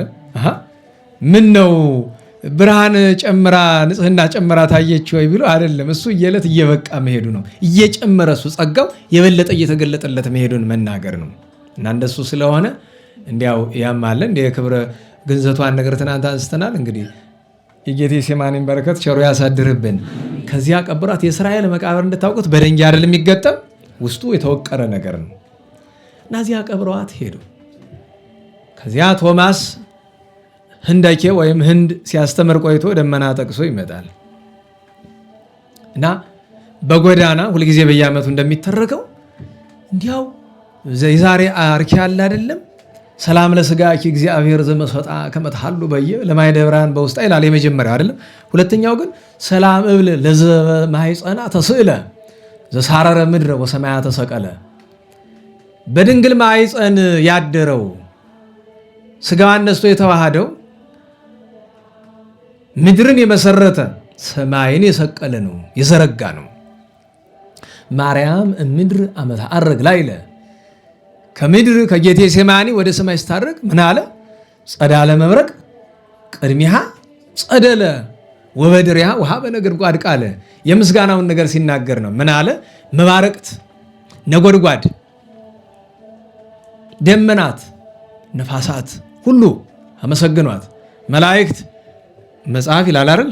እልፍ በፊቷ እልፍ በኋላዋ እልፍ በቀኟ እልፍ በግራዋ ሆነው ደመናት ቃል አወጥተው እያመሰገኗት፣ ሰማያት እያመሰገኑ፣ መላእክት ሊቃነ መላእክት እየሰገዱላት፣ ፍጥረት ሁሉ እያመሰገናት፣ ሰማይ ልርገፍ እስኪ ድረስ እየተዘመረላት ስታርግ በደመና ሲመጣ አገኛት እና ገና ገብቶታል። አልገባውም ማን እንደሆነ እና ደንግጦ ሳለ እዚያው ደመናው እንደተቀመጠ መልአከ እግዚአብሔር መጥቶ መልአከ ውቃቢያው ይታወቃል፣ ሚካኤል ነው። ስገድላት እመቤታችን እኮ ናት ብሎ አሉ። ከሰገደላት በኋላ ግን ምን ይላል? ተበጻበጸ። እንደ ብስጭት ነገር ማለት ነው። ሰው መሆን አይቀር እንደ ብስጭት ተሰማው። ለምን? ከዚህ በፊትም ጉዳት አግኝቶታል እና ምን ነው ቶማስ ወፈቀደ ይደቅም ደመናሁ፣ ደመናውን ልቀቀኝ ልሄድበት አለ። እንደው እዚያው ተንቆጫቁጬ በሞት ይሻለኛል እንጂ 2 ጊዜ ወንድሞች ያገኙት ክብር ያመልጠኝ ብሎ ግን እኮ እንዲያው ቶማስ ሆኖ ነው እንጂ መጀመሪያም የተጠቀመው እኮ እሱ ነው። ነናላችሁ መጀመሪያም እኮ የበለጠ የተጠቀመ እሱ ነው አይደል? ትንሣኤውን ማየት አየ፣ ዳሰሰ፣ ደግሞ ተቃጠለ። ጥቅም እኮ ነው መቃጠሉ። ለምን? ያቺ እጁ ለዘላለም ሕያዊት ሆና ትኖርለታለች እና ተጠቅሟል። መጀመሪያ ግን ደመናውን ልቀቅ ቢለው እንደዚህ ዘመን አማርኛ አልሰማህም እንደሚለው ሰው ማለት ለምን ሲለው ተው እንጂ እንዲያው ሻለቃ እያለ 10 አለቃ ያዛል ነናችሁ ያዛል እንዴት ብሎ ይሆናል? እና የአምላክ እናት አለች እኮ እሷ ናት የምታዛንት አይደለም። እዛ ቶማስ ምን ነው አዘንክሳ አለችው። እኔ አላዘንኩ ማን ይዘን ቀድሞ ከልጅሽ ትንሣኤ ተለየሁ፣ ዛሬ ደግሞ ከአንቺ አለች። አይ ቶማስ እንደሱ አይደለም፣ ቀድሞም ከልጅ ትንሣኤ አልተለየህም፣ ግን ዘግይተህ ለማየትህ ይኸው ጌታ ካሰህ ክሷል። ለምን? ትንሣኤን እርገቴን ያየህ ከሐዋርያት ቀድመህ አንተ ነህ። እንዲያውም ደስ ይበልህ አለችው። ደስ አለው። ለምን? ከሐዋርያት ስለቀደመ ሳይሆን ግን ትንሣኤዋን ለማየት የተገባ ስላደረግም ደስ አለው። ከዚያ አያይዛ እንካ ይህንን ልጄ ለዮሐንስ እንደሰጠው የኔን መግነዝ ለአንተ። ባለቤቱ እኮ ቶማስ ነው ዋናው። ሰጠችው። እንካ ይሄን ደስ ይበልህ አለችው። ያንን ተቀብሎ እመቤታችን እየተመሰገነች ያደረገች። እሱ ወደ ቅዱሳን ሐዋርያት ወረደ። ደርሶ ያው እንደ የቤተሰብ ንግግር ነው። ሄዶ የእመቤታችን ነገር እንዴት አደረጋችሁት? አንዳንድ ሰው ምን ያስባል? ዝም ብሎ የማይነገራቸው ይባላል። አይ ቶማስ ነገር የዘመን ሰው የሚለው ነገር አለ። ገብርኤል ያየው ምስጢር አለ አይደል? አንዳንዱ ደንቆሩ ምን አላችሁ? አንተ ቅዱስ ገብርኤል በአንተ አፍ ልትናገረው ኧረ በሞት የመጀመሪያ ውጣና ደንጊያው ጋር አውራ እስቲ። በነገራችሁ ላይ ከአንዳንዶቻችን እኔን ጨምር ማለት ነው እዛ ውጭ ያለው ደንጊያ ይሻላል። ከደንጊያ የከፋን ሰዎች ከሆነ ደንጊያው ሰው ይበድላል። ክፉነታችን የምታውቁት ስናልፍ እግራችንና ደንጊያ ይጋጫል አይደለም? ንገሩኝ፣ ይቅርታ ጠይቁታላችሁ? ደንጊያውን የመታን እኛን የመታ ነው። እንቅፋት መታኝ ነው፣ እንቅፋትን እኔ የመታሁት ነው መታኝ ነው የሚባል። እውነቱ ምንድን ነው? ልጆች እያለን ጀምረን ያበላሽን እኮ በዚህ ነው። ሕፃን እያለን እንቅፋት ሲመታን ደንጊያውን በድንጋይ በለው እያሉ ያስመቱናል አይደለም? በዚያ እኮ ነው ብዙ ግፍ ያስተማሩን። በደንጊያ እኮ ግፍ ተመረመ። ያላጠፋውን ድንጋይ እኛ አይተን መሄድ ሲገባል አንዳንድ ሰው አለ አይደለም? መጥቶ እየሮጠ መጥቶ ግፍ ቶሯቸው ሄድና ዞር ብሎ ያያት ሄድም ይላል። አራ ቾፍ ገልብጣ ነፋ ይችላል አባቶቻችን እና ችግር ነው ደንጊያው። በነገራችሁ ላይ ደንጊያ እግዚአብሔርን በድሎ ያውቃል? ንገሩኝ እንጂ ከደንጊያም ደንጊያ ቤተክርስቲያኑ ላይ ያለው አንደኛው ማዕዘን ላይ ያለው ደንጊያ የያዘው ሙያ ቀላል ይመስላል። እና ራሴን ሳስበው የሚሰማኝን ስሜት ነው የምነግራችሁ። ከዚያ ደንጊያ የከፋው ነኝ አንዳንድ ጊዜ። አረ መንገድ ወደቀው ደንጊያ። ከዚያም የምንከፋ ሰዎች አለን። ምን አንዳንዱ ሰው የለም እንደሱ እባክህ ሄዶ ጠየቃቸው። የበለጠ ለማስረዳት ነው። አይ ስጋዋን መድኃኒታችን አመጥቶልን አንተ አልነበርክም በክብር ቀበርናት ብሎ አሉ። አይ ሞት በጥር በነሐሴ መቃብር የማይመስል ጨዋታን ያመጣችሁ ዛሬስ ብሎ አላቸው። እንዴት? አይ እንዲህ ያለ ነገር አላምንም ብሎ አለ። ቶማስ አንተ እኮ ልምድ አለብህ ረስተው ነው 15 ዓመት በፊት እንዲህ ሆነሃል እኮ። አይ ቢሆንም አላምንም አሳዩኝ ብሎ አለ።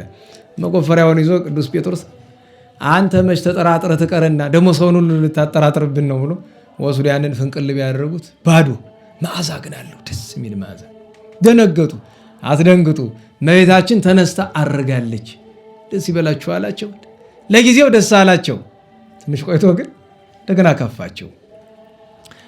ከዚያ በዓመቱ ሲያዝኑ ሲጸልዩ ነሐሴ ስትገባ እንደገና ለመኑት።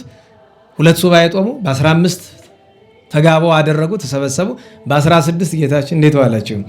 በደብረ ዘይት ተሰብስበው በነበሩበት ወደ የት አወጣቸው? ወደ ገነት።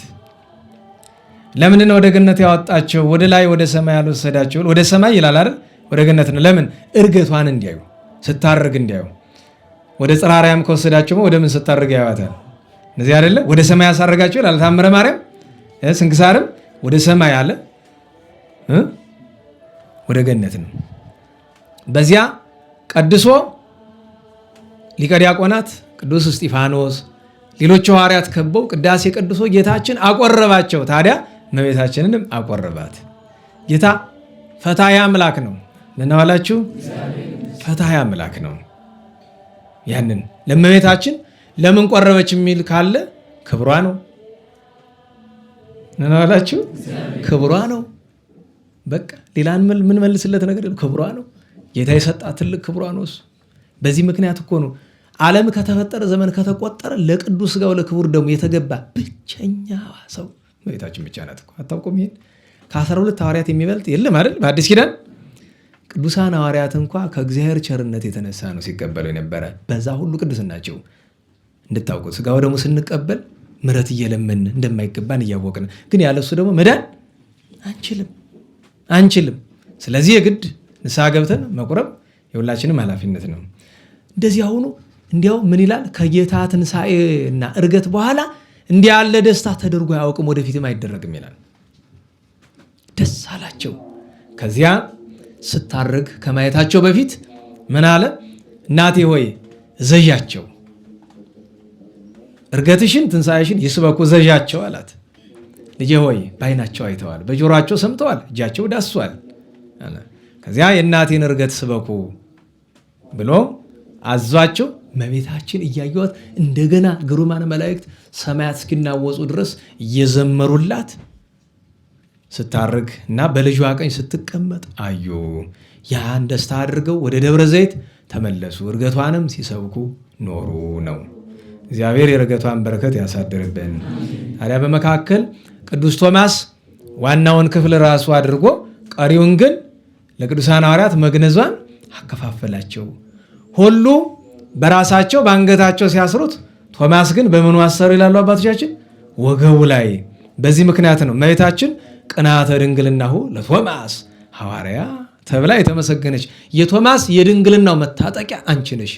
ልክ እንደ ዮሐንስ እሱም ወገቡ በታጠቀው ጊዜ የዮሐንስ ጸጋ ደርሶታል። እሱም ቶማስ ድንግል ነው፣ ወትሮ እንድታውቁት ቶማስ ድንግል ነው፣ ግን ደግሞ የበለጠ ጸጋ በዚህ ያገኘ ከወገቡ ላይ ታጠቀው ይላልና በእውነቱ እግዚአብሔር መድኃኔዓለም የሐዋርያትንም በረከት የእመቤታችንም የዕርገቷን በረከት ያሳድርብን።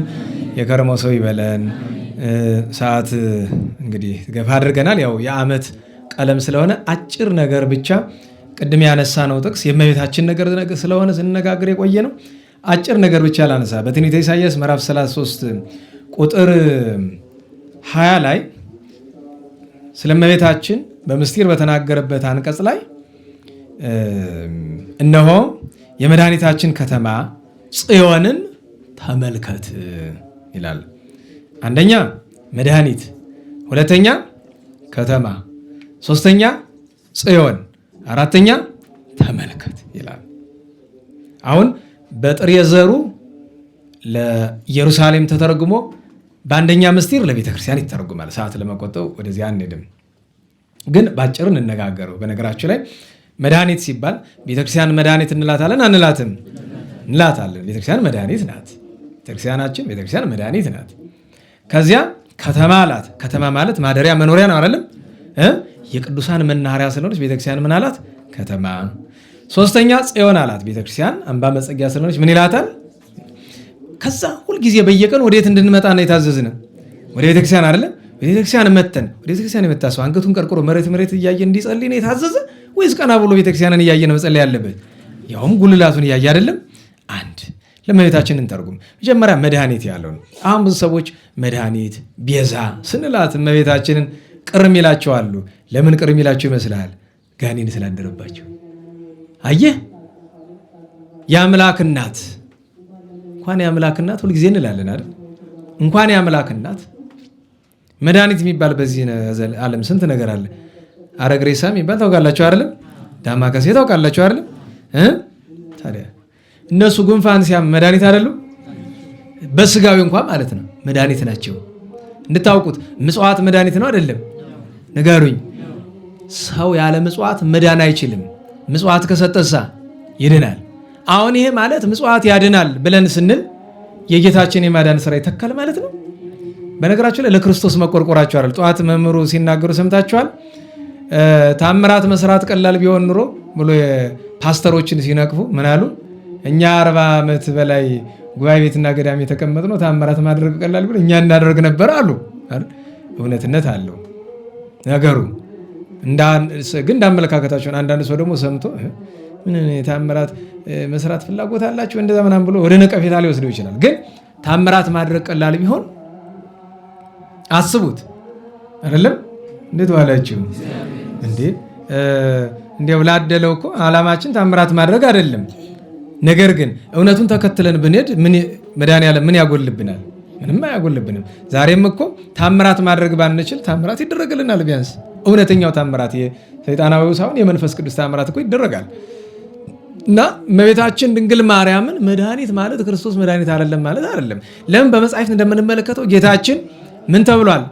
ብርሃን ተብሏል አይደል? ንገሩኝ እንጂ። ሐዋርያቱን ግን ራሱ ምንድናቸው አላቸው? ብርሃናት አላቸው አይደለም? እርሱ አምላክ ነው አይደለም? ቅዱሳንን ምንድናቸው አላቸው? አማልክት አለ። አማልክት ዘበጸጋ እና እርሱ በባህሪው ነው። አሁን ጌታችን መድኃኒት ስንል በምኑ? በባህሪው ነው። በባህሪው አዳኝ ነው። እመቤታችን መድኃኒታችን ብለን ስንላት የእመቤታችን መድኃኒትነት በጸጋ ነው። አንድም መድኃኒትን የወለደች ያስገኘች። በነገራችሁ ላይ ሐኪም አለ አይደለም? ምሳሌ ዘያጽጽ ነው፣ ግን ሐኪም አለ። ሐኪሙ መረመረን፣ የሚያደርገውን ነገር ሁሉ ካደረገ በኋላ ክኒን ይሰጠን አይደለም? አዘዘልን፣ ዋጥነ። ያዳነን ሐኪሙ ነው ክኒኑ ነው? እንዴት ዋላችሁ? ማንኛውን ያዳነን? ከኒናው። አዎ ጨዋ መሆናቸው እዚህ ይታወቃል። እስቲ የተማረ የሚነግረኝ ምስጢር ያስተዋለ ማን ያዳነን? ማን? ሁለቱም። የሚነጣጠሉ ነገሮች አይደሉም እኮ። ምሳሌው እዚህ አጽጽ ነው ብያችኋለሁ። ሐኪሙ ከሌለ ከኒናው አለ? ንገሩኝ እንጂ። በቃ ከኒናው በሌለበት ሐኪሙስ ምን ያደርጋል? ግን ምሳሌው እዚህ አጽጽ ነው ማለትም የማይመጥን ምሳሌ ነው። እና እመቤታችን ድንግል ማርያም መድኃኒት ስንላት የዳን ነው በሷ ምክንያት ነው። የመዳናችን ምክንያት ጥንተ መድኃኒታችን እሷ ናት። መድኃኒት እንላታለን። አንድም የመድኃኒት እናት ሲል ነው። ከዚያ ግን ከተማ አላት እመቤታችን። ከተማነቷ ለማን ነው? ንገሩኝ እንጂ።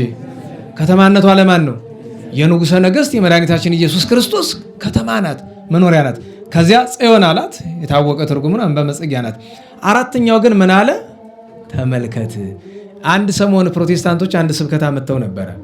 ምን የሚል? ዝም ብላችሁ ወደ ቀራንዮ ተመልከቱ የሚል እና እኔ ስሰማ ይህንን ስብከት የዛሬ 18 19 ዓመት አካባቢ ይሆናል የሰማሁት። ማለት ሰዎች መጥተው እንደዚህ ያሉ ብለው ነገረውኝ ነው። እና ዛሬ ገና ፕሮቴስታንቶች ጥሩ ስብከት አመጡ አልኩኝ። ምርጥ ስብከት ነው። ወደ ቀራንዮ ተመልከቱ። ምክንያቱም ቀራንዮ ላይ የሌለ የለማ። ቀራንዮ ላይ መጀመሪያ ቀራንዮ ራሱ ምንድን ነው? ተራራ ነው አይደለም? የማን ምሳሌ ነው? ቤተ ክርስቲያን አለች ቀራንዮ ላይ። ከዚያ ከጌታ በስተቀኝ ማን አለች? እመቤታችን አለች። በስተግራው ማን አለ? ዮሐንስ አለ። በዙሪያው ቅዱሳት አንስት አሉ አይደለም? ግሩማን መላእክት አሉ። ከዛ ጌታችን የተሰቀለበት ከኋላው ምን አለ? መስቀል አለ። ከዚያ ደግሞ የሁሉ ፍጥረት ንጉሥ ማን አለ? ምን ጎደለ? ነና አላችሁ? ምን ጎደለ? በጣም እኮ ነው የሚያስደንቅ። ይሄ አስደናቂ ስብከት ነው። እነሱ ግን በድንቁርናቸው ነው ያሉ። ምን ለማለት ፈልገው ነው? በቃ ወደ ኢየሱስ ብቻ ለማለት እኮ ነው። ግን አባቶቻችን ጅልን በገዛ ጨንገሩ ነው እንዲሉ። አንዳንድ ሰው አለ አይደለም? አቅም የሌለውን ሊደባደብ ይመጣል ዱላ ይዞ እና ታየውና ና እስቲ ትለዋለህ። ትቀበለውና እምሽክ አድርገህ ልምልም ታውቃላችሁ? ልምልሙን እምሽክ አድርገህ እንዳይደግም ሁለተኛ በል እና ጥሩ ስብከት ርዕስ ነው የሰጡን እነሱ። ወደ ቀራንዮ መመልከት ጥሩ ነው እና ተመልከት ብሎ ሲል ወደ ቀራንዮ ስንመለከት ከጌታ ቀጥሎ መጀመሪያ የምናያት ማንን ነው? ለዚያ ነው እነሆ የመድኃኒታችን ከተማ ጽዮንን ተመልከት ብሏል። የመድኃኒታችን ከተማ የአምላካችን ከተማ 9 ወር ከ5 ቀን በማኅፀኗ 3 ዓመት ከመንፈቅ በጀርባዋ ለዘለዓለም ማደሪያው ያደረጋት ዛቲ ይእቲ ምዕራፌ ለዓለም ያላት እውነተኛዋ የመድኃኒታችን ከተማ። አንድም ድነታችን የተደረገባት ሲል ነው። ድነታችን የተደረገ በማኅፀነ ማርያም ነው። አምላክ ሰው አምላክ የሆነ በማኅፀነ ማርያም ነው ድነታችን የተደረገ። አንድም ድነታችን የተደረገ በቀራንዮ ነው። ከማን በነሳው ሥጋ። ዛሬ ቅዳሴ ሰምታችሁ ከሆነ እግዚእ ይቀደስና ግን ጸሎተ ፈትሐው ከየት ነው የሚነበብ? ከሰለስቱ ምዕት አይደል? አዎ ወካዕበ አስተበቆ ለአዚየ ዓለም ወቤዛሙ ኃጢአቶ ሚልና ተዘከር ሥጋን ተነሳይክም ቅድስት ድንግል እንቲአነ ሥጋ አኮም ሰማይ አወረድከ። ከመቤታችን የነሳኸውን ሥጋ አስብ። ከሰማይ አላወረድከው፣ የኛ ሥጋ ነው ከመቤታችን የተዋሃድከው እያለ ያሳስባል። እና ስለዚህ መዳናችን የተደረገ ከመቤታችን በነሳው ሥጋ ነውና የመድኃኒታችን ከተማ ብሎ ይላታል። ከዚያ ቀጥሎ ግን በአድናቆት ይናገራል። ዓይኖችም ድንኳኖቿ የማይናወጡ ነናዋላችሁ። ሀተታ ብዙ ያሰጥ ነበር ሰዓት የለን። ድንኳኖቿ የማይናወጡ ይላል። ለቤተክርስቲያንም ለመቤታችንም ያስተረጉማል። ካስማዎቿ ለዘላለም የማይነቀሉ። ልብ በሉ፣ ድንኳኖቿ የማይናወጡ ካስማዎቿ። ካስማ ታውቃላችሁ አይደለም? ድንኳን ሲተከል መያዣ አለ። ለዘላለም የማይነቀል ድንኳን ከቤተክርስቲያንና ከመቤታችን በቀር የት ይገኛል? ለፍጻሜው ወደ መንግሥተ ሰማያት ያስተረጉማል። አውታሮቿ ሁሉ የማይበጠሱ የበለጸገች ከተማ ኢየሩሳሌምን ያሉ አለ። የበለጸገች ከተማ ብልጽግና ማለት ብዙ ሀብት አይደለም። እመቤታችን በመንፈስ ቅዱስ ሀብት የበለጸገች ናትና እንዲህ ብሎ ይላታል። በአጭር ለማድረግ ነው። በረከቷ ረድኤቷ ጣዕመ ፍቅሯ ይደርብን። እንግዲህ ታምረ ማርያም ለማድረስ ይሄ ባትሪ ወደ አይናችሁ እንዳይበራባችሁ። ታምረ ማርያም አጭር እንናገር። የእመቤታችን ድንግል ማርያም እስካሁን ድረስ ስንናገረው የቆየ ነው። በእርግጥ እሱ ራሱ ሁሉ ምንድን ነው? ኧረ በሞቴ ታምር ነው አይደለም? መልካም። ከእመቤታችን ታምር አንድ እናንሳ፣ ክብረ በዓል ስለሆነ ማለት ነው። እመቤታችን የሚወዱ ንጉሠ ነገሥት ነበሩ። ማን የሚባሉ? አፄ ዘርዓ ያዕቆብ የሚባሉ በጣም ጻድቅ ንጉሥ። በእሳቸው ዘመን የተደረገ ተአምር ነው። መልክአ ፍልሰታን የደረሱላት እሳቸው ናቸው። ያመሰግኗት ነበር። ደስ አይላችሁ? መልክአ ፍልሰታ በሰዓታት ስታዜሙት ከማንሻው ጀምሮ ምስለ ነፍስኪ ሞአቲ ብሎ መጨረሻ ለአመራቱ እስከሚለው ድረስ። አዎ በዚያ ወራት አንድ ደግሞ እሱን የሚወድ የጦር መሪ ነበረ እና የጦር መሪ እመቤታችን በጣም ይወድ ነበረ። ንጉሱንም ይወዳል፣ እመቤታችንም ይወዳል። እና ከሱ ጋር የሚኖር ደግሞ አንድ ሌላ ሰው ነበረ። ክርስቲያን ነው፣ ግን ሕግ ስርዓት አይጠብቅም፣ ይደፋፈራል። ስሙ ማን ይባላል? በተአምረ ማርያቶች ከሆነ ጢራስ የሚባል ማለት ነው። እና የእመቤታችንም የጌታችንንም በተለይ ሰንበትን በጣም ይደፋፈራል። እና አንድ ቀን በሰንበት ቀን ከእንቅልፉ ሲነቃ ምን ሆነ? ዲዳ ሆነ፣ ጆሮ ደነቆረ በአንድ ጊዜ ማለት ነው። ሀብታም ነው፣ ብዙ ክብር ያለው ስጋዊ ደግሞ ዝም ብሎ መደንቆርና አፉ መዘጋት ብቻ እኮ አይደለም፣ ጭንቅ ደዌ የወደቀበት በዚያ ምክንያት እና ወዳጆቹ ሁሉ ተሰብስበው ምንም ማድረግ አልቻሉም። ተላቀሱ ቢባል የማይድን ሆነ። ለምን? ከእግዚአብሔር መጣን ቅጣት ሐኪም አያድነውማ። ኋላ ይሄ ጌታው አሳዳሪው ዝም ብሎ አየው። ቆየና የእመቤታችን በዓል ደረሰ። አንድ ቀን ሰንበትና የእመቤታችን በዓል በገጠመበት ቀን ጠብቆ በመንፈቀ ሌሊት ተነሳ፣ ወገቡን ታጠቀ እና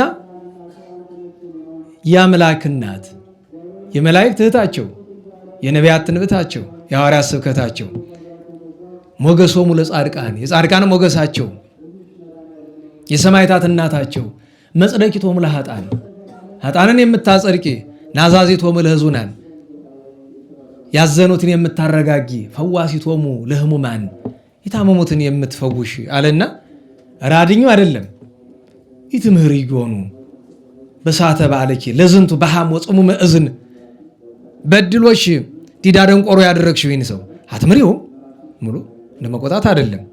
የወዳጅ አነጋገር ነው። እንዴት ዋላችሁ? ልጅሽና አንድ በይው እንዳሉት እንደምንልክ ማለት ነው። አትምሪው ምን ብሏል? እቺ ቃል ከአፉ ስትወጣ ጢራስ ድምፅ አሰማዚ። ይህ ሰው እምነት አስቡ። ገና እኮ ነው የወዳጅ ንግግር ስለሆነ በምን ፍጥነት ሰምታ እንደመለሰችለት እንግዲህ ረቂቅ ስልጣኗን የሚያውቀው። ጆሮ አፉ ተከፈተ፣ ድምፅ አሰማ፣ ደስ አለው፣ ጮኸ። ሰው ሁሉ ለእመቤታችን ትልቅ በዓሉ በዚህ ምክንያት ከፍተኛ ሆኖ ተከበረ። ድሆች ጠግበው በሉ፣ ንጉሱም ደስ አላቸው። ብዙ ደግ ነገር ተደረገ። ጢራስ እዚያ በኋላ በዓለም ይሽር ይመስልሃል?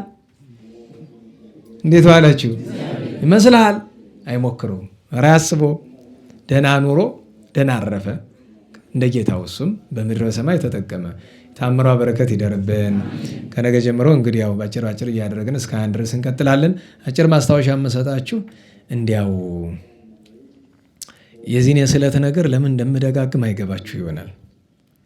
ከገባችሁ ግን እባካችሁ እኔ ከሌላችሁ አትክፈሉ፣ ግን ለሚያስተባብሩ ልጆች የለኝም በሉ። እኔ በነገራችሁ ላይ ለድግሱም አታስቡ፣ ሳንቲም ይጎላሉ፣ የድሆች ነገር እንዳይቀርብን ብለን ነው እንጂ አልኳችሁ። ከውጭ አንድ ሰው ለዚህ ዝክር ልላክ ያለኝ ገንዘብ ላክ ብዬ ብፈቅድለት የአንድ ቀን አለ የብዙ ቀን ዝክር ይሆናል። እንደዚህ አይነት አለ ብዬ ነው ከፈለጋችሁ። እና እኛ ገንዘብ ቸግሮን ወይ ምናምን አይደለም። ሲሆን ቢያድላችሁ ለእነዚህ ህፃናት ማሳደጊያ የሚሰራውን ስራ ትታችሁታል ብዙዎቻችሁ። አንድ አማራጭ ነው የቀረ ልንገራችሁ። ሰብሳቢያችሁስ የለም መሰለኝ አለ። አዎ እኔ የቀረኝ እነዚህን ህፃናት ወደ ዝክረ ቅዱሳን ላዞራቸው ነው፣ አብርሃምን ብቻ ይዤ። እኔ በግልጽ ነው የምነግራችሁ። ያንንም ነገር አክስራችሁታል አሉ ሰምቻለሁ። 100 ሺህ ብሬንም እንድትመልሱ እኔ በሰው ፊት ነው በድብቅ ነው ያበደርኳቸው። አሁን ግን ተመልሳላችሁ። መቀለጃ ነው እንዴ? ነውር እኮ ነው። ዕዳ ጉሮሮ ነው። ይህን ያህል ጊዜ አንድ ደህና ሀብታም ቢይዘው እኮ ሀብታም ይሆንበታል። ሰዎች እኮ እንጀራ እየጋገሩ የሚተዳደሩ፣ እናንተ እስካሁን ድረስ በኪሳራ ብቻ የምትኖሩ ምንድን ነው? እና ስለዚህ አንደኛ 100 ሺህ ብሩን መልሱት። እውነቴን ነው። ብትችሉ ቶሎ መልሱት። አሁን ይፈልጋል ይሄ ክረምት ሳይወጣ እቃ ሽጣችሁም ቢሆን መልሱት። ምክንያቱም የባዕድ ስራ አድርጋችሁታል። ያ ልጅ ነበረ ደህና ይዞት የነበረ መሰለኝ። ስለዚህ ገንዘቡን መልሱ። አንድ ሁለተኛ ነገር እነዚህን ሕፃናት ካልቀረ አብርሃም ጋር በቀደም ተናጋግረናል። ወደ ዝክረ ቅዱሳን ማዞራቸው ስማችሁ እንዲጠፋ ብዬ ማለት ነው። ሰለስቱ ምዕት የሚባል እዚያ በኋላ እየቆያችሁ ትሞታላችሁ። እኔ እኮ ተናግሬያለሁኝ እንዴ! ተው እንጂ ነውር አይደለ? ትናንት ተግሳጽ የለም ሲሉ ነበር። ያው መጣለሁት እና ይሄኛው ሁለተኛው ግን ለእናንተም ጭምር ነው። እነዚህን ሕፃናት ማሳደግ እኔ 11 ሕፃን አይደለም ልንገራችሁ፣ 1000 ሕፃን ማሳደግ እንችላለን እኛ። ነገር ግን ይሄ ምህላና እነዚህ ሕፃናት የዚህ ማህበር መሰረት ናቸው፣ የሰለስቱ ምዕት እና ቸልተኛ አትሁኑ። እናንተም ሌሎቻችሁም እስቲ ከራሳችሁም ሊሆን ይችላል በረከት አግኙ ነው። ሕፃናቱ ማሳደግ ያጣን አይደለም። 3 ሰው ወይ 4 ሰው ብቻ ነው እዚህ ስራ ላይ እየሰራለ። ድሮ ስንት ሰው ይሰራው የነበረው ነው። እና ይህን ነገር እንዳትረሱ። እንደው በአጋጣሚ ከመጣ ደግሞ ስራን ፎርማሊቲ ያታደርጉት፣ ከአንጀት ነው መስራት። እግዚአብሔር የሚቀበለው ስራ ነው መስራት። እውነት አሉ ለመባል አሁን ስታስቡት ኮሚቴ ላይ ያላችሁ ባትኖሩ ምን ትጎዳላችሁ? እስኪ ሲያቁን ንገሩኝ። ምን ትጎዳላችሁ? ምን ይጎላል? በመኖራችሁ ምን ትርፍ መጣ? ምን እየሰራችሁ ነው እናንተ ሴቶቹን ጨምሮ? እስኪ አስቡት። ባትኖሩ እንዲያው እንደ መንፈሳዊ እኮ አይደለም እንደ ስጋዊ ምን ይጎላል ባትኖሩ? በእናንተ ምክንያት ነው ምህላው እየተካሄደ ያለ። በእናንተ ምክንያት ነው ሕፃናቱ እየተሰራባቸው ያለ። ምን እስቲ ባለፈው ነግሬያቸዋለሁ። ስራ ስትሰሩ እግዚአብሔርን እያዘከራችሁ መሆን አለበት ብያለሁ። አስቡበት። ተግሳጽ ለሁሉም ነው። እናንተ እዚህ ያላችሁ አባላትም ቢሆን ስሩ። በወንጌላውያን ስር ግቡ ባካችሁ። በወንጌላውያን ስር ስለገባችሁ እኮ ለኛ አባላት ከፍሉንም ተጠቀሙ እኮ ነው ያለ። በአራቱ ወንጌላውያን ሁላችሁም እዚህ ያላችሁ እዚህ ከተማ የምትኖሩ ተካተቱና ስራ ስሩ ባካችሁ፣ አገልግሉ። አሁን ቅድም ዳርዳር እየተመለስኩት ነገር ሁሉ የምታገኙ አይምሰልህ። የሚገባው ብቻ ነው ያገኘው፣ የሚገባው ብቻ ነው። የዕለት በረከትማ አታጣም። ዘላለም አብራችሁ የሚኖር በረከት ከፈለጋችሁና እንዲያው አይባልም እንጂ እንዲያው እውነተኞቹ ከደረሱበት ጎዳና ምድረስ ከፈለጋችሁ ጥቂትም ብትሆን ካንጀታችሁ ስሩ። ምህላውንም ሆነ ሌላውንም ነገር ሆነ በቃ ስራዬ ብላችሁ ያዙት። ዋናው ችግር ግን ከላይ ካሉት አንተ ነበርክ ለዘብተኛ ዝም ብለህ ወዲያ ወዲህ የምትል። አሁን እሱ ደህና መጣ ብዬ ነበረ። ደግሞ ያው ያንተ ቤት እየሆነ ነው መሰለህ ነው ወይስ አለዘበ ሰተው? እውነቴን ነው። ይሄ ደግሞ ሰደበኝ እንዳይል ጥሩ ሰው ነው በእውነቱ። አዎ አይ ደህና ነው፣ አይከፋም። እውነቴን ነው። ክፉ አይደለም ብዬ ነው። ክፋት የለውም። ሰው አያማም። ደግሞ ጥሩ ነው። በዚህች ነው ጥሩ። አየህ አያማም። እንዴት አወቅህ ትለኛለህ ደግሞ። አይ ተውን ሰማ የለ እና ለሁሉም እንበርታ ብዬ ነው። የሕፃናቱ ጉዳይ ትናንት ስላወራን ነው ከሱ ጋር እና ዋናው ግን ይኸውላችሁ እኔ አስቤው የተናገርኩት ነገር እንዳይመስላችሁ አመጥቶት ነው ራሱ። እኔ ልናገር የፈለኩ ያድርሽኝ ስለቱን ነው። ካልቻላችሁ የለንም አሉ። ገንዘቡ መጥቶም ቀርቶም ለኛ የሚያደርገው ነገር የለም። እናንተ ግን በእግዚአብሔር ፊት እና ደግሞ አሁን ስትሳሉ አስባችሁበት ቆዩና የምትችሏትን ነገር የትም ቦታ ሁናችሁ የትም ብትሆኑ ማድረግ የምትችሉትን ነገር ብትፈልጉ 1 ብር ብትፈልጉ 50 ሳንቲም ብትፈልጉ 1 ዘለላ ቄጤማ ሊሆን ይችላል። ብትፈልጉ ጠጠርም ተሳሉ። እውነቴን ነው። ሰው ያለውን ነው የሚያደርግ። በቃ አለቀ እንጂ እኮ ስለት የስለቱ የሁሉ በመቶ ሰው የከፈለ ሰው ስንት ነው ሲባል ግማሽ። እና እሱ ነገር እንደዚያ ስለሆነ እንዲያው ነገር በጣም አስረዘምኩኝ። ግን እቺ እንድናስብባት አደራ ብዬ ነው። ቸሮ መድኃኔዓለም አድርሽኝ ብላን አድርሳናለችና የከርሞ ሰው ትበለን። የንጹሐን በረከት ይደርብን። ስብሐት ለእግዚአብሔር ልዑል ወለወላዲቱ ድንግል ወለመስቀሉ ክቡር ዘጻሕል አሜን።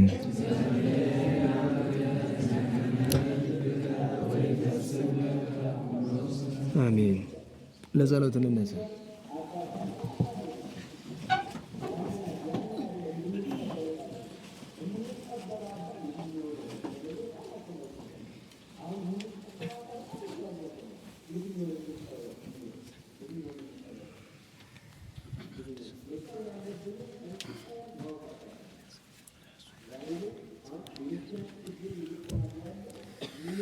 ስብሐት ለአብ ስብሐት ለወልድ ስብሐት ለመንፈስ ቅዱስ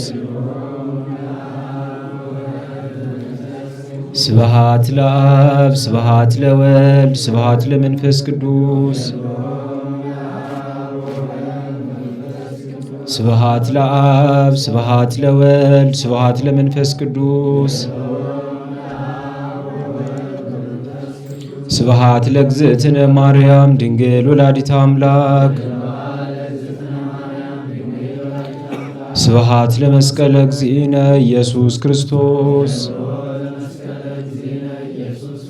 ክርስቶስ በምህረቱ ይዘከረነ አመዳግም ምጽአቱ ያስተሐፍረነ ለሰቦተ ስሙ ያንቃሃነ ወበአምልኮቱ ያጽናአነ እግዝእትነ ማርያም ማይረጊ ጸሎተነ ወአስተስሪ ኩሎ ኃጢአተነ ቅድመ መንበሩ ለእግዚእነ ለዘአብልዐነ ዘንተ ህብስተ ወለዘአስተየነ ዘንተ ጽዋዓ ወለዘሰርዐ ለነ ሲሳየነ ወአራዘነ ወለዘተአገሰ ለነ ኩሎ ኃጢአተነ ወለዘወሃበነ ሥጋሁ ቅዱሰ ወደሞ ክቡረ ወለዘአብጽሐነ እስከ ዛቲ ሰዓት መላዓለም ምሕረቱ ናሃብሎቱ ስብሐተ ወኮቴተ ለእግዚአብሔር ልዑል ወለወላዲቱ ድንግል ወለመስቀሉ ክቡር ኢተአኮቱ ይሰብሐ ስሙ ለእግዚአብሔር ወትረ በኩሉ ጊዜ ወበኩሉ ሰዓት ስብሐት ለአብ ወወልድ ወመንፈስ ቅዱስ ይእዜኒ ወዘልፈኒ ወለዓለመ ዓለም አሜን። አውሎግሶን አውሎግሶን አውሎግሶን በእንተ አብ ወወልድ ወመንፈስ ቅዱስ አቀበት ለወጡ ቁልቁለት ለወረዱ እርጥብ ለጤሰባቸው ደረቅ ለነደደባቸው ለረዱ ለተራዱ ለዘከሩ ላዘከሩ ስመ እግዚአብሔር ስመ ማርያም ድንግል ስመ ቅዱሳን ለጠሩ እግዚአብሔር አስበ ቅዱሳን ይሰብልን። ጸሎተ እግዝእትነ ማርያም ንበል። ሰላም ለኪ ዘንሰግድ ለኪ ማርያም ምንን አስተበቋኪ ማርያና የትማይጸነብኪ በእንታና ምኪ ወያቂ ማቦኪ ማይበረን የውም ድንግል ባረኪ ጸሎተ እግዝእትነ ማርያም ድንግል ወላዲተ አምላክ ታቤኑ ሲል እግዚአብሔር ወተታሰይ መንበዚ በአምላኪው መደ ስመሬ ማላመቱ ናሆም ይዚስ ያስተበጽኡኒ ኩሉ ትውልድ እስመ ገብረ ሊት ኃይል አብያቶ ቅዱስ ስሙ ወሳይሉኒ ለትውልደ ትውልድ ለለ ይፈረው ወገብረ ኃይል በመዘራይቱ ወዘሮም ለለ ያቢብሊና ልቦሙ ነሶቶ መላየላን መናብርቲሆሙ አይቤሆሙ ለቱታኑ አስገቦም በረከቱ ለሩባን ወፈኖሙ ራቆሙ ለቡላኑ ተወክፎ ለእስራኤል ቆሌ ወተዘከረ ሳይሉ ዘይቤሎሙ ለአበዊነ ለአብርሃም ወደ ዘሩ እስከ ለዓለም ባርክነ ቀድስና ንጽህና እግዝእትነ ፍትነ ማይሰሪው ለሰይጣን እሙ ለመድህን ወለተ ብርሃን ኦ መዝገበ በረከት መዝገበ ቅዱሳት መዝገበ ንጽ መዝገበ ራእይ መዝገበ የዋሃት ባርክነ በእድየኪ በከመ ባረኪ ወለኤፍሬም ፍቁርኪ በበረከተ ወልድኪ ወአብ ወመንፈስ ቅዱስ ስብሐት ለአብ ወወልድ ወመንፈስ ቅዱስ ለዓለሙ ለዓለመ ዓለም። አፉየ አስተንፈሰ ወልሳኔ አልወሰሰ ለክብረ ፍልሰትኪ ድንግል ሰው አቀረብተ ወዳሰ ማርያም ዘጎንኪ ቅድስተ ቅዱሳን መቅደሰ በቅድሜኪ እግዝእትየ እመረከብኩ ሞገሰ በየማነኪ ባረከኒ ስልሰ አድኅነነ ወባርክነ ርስተከ ሀበነ ኃይለ ወመዊዓ ለአግብርቲከ ለእለ ንሴው ስመከ እቀበነ ውሉደ ሕዝብከ ወእዝራነ በዓለመ ላእክትከ ወእጥረት በኩሉ ጊዜ ወኩሉ ሰዓት በኃይለ መስቀልከ ርድእነ ወበመስቀልከ ቤዛነ በእንተ አብርሃም በኵርከ ወበእንተ ይስሐቅ ኵልከ ወበእንተ እስራኤል ቅዱስከ ተዘከረ እግዚኦ ኪዳነከ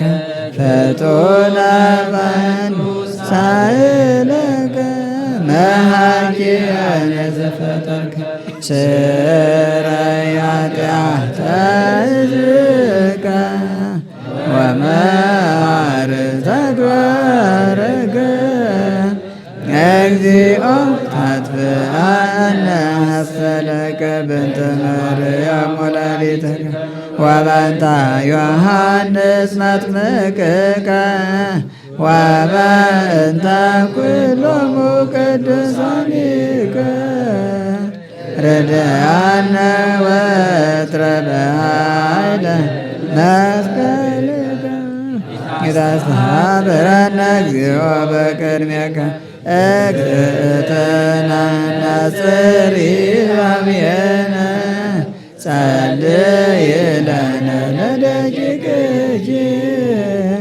ወአድኅነነ እምኩሉ ምንዳቤ ወሐዘን መዓልተ ምስሌነ ወሌሊተ ማእከልነ አንተ እግዚኦ ኢትርሐቅነ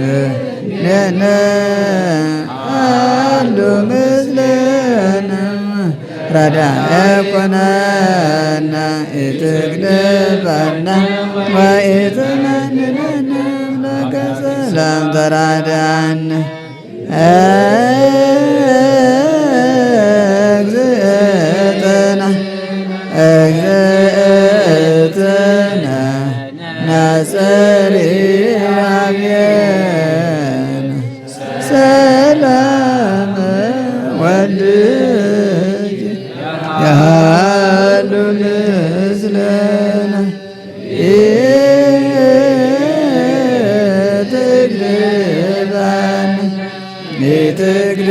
ኢትግድፈነ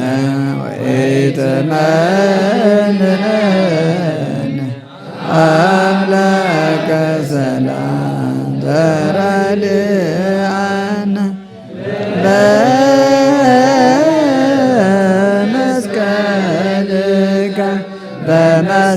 በመስቀልከ ባርከነ መርቆሬዎስ አበ ኩልነ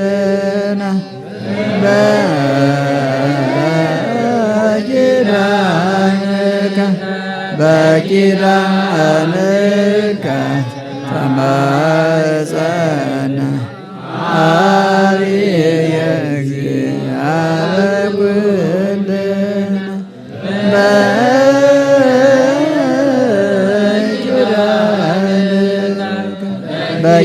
በኪዳንከ ተማፀነ መስቀል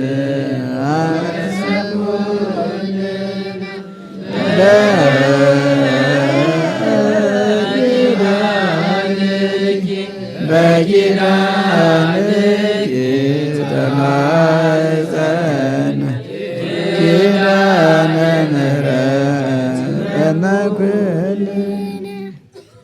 ቸሮ መድኃኔዓለም ፈጣሪያችን በሰላም አስጀምሮ በሰላም ያስፈጽመን። ቅዱስ ስሙ የተመሰገነ ይሁን።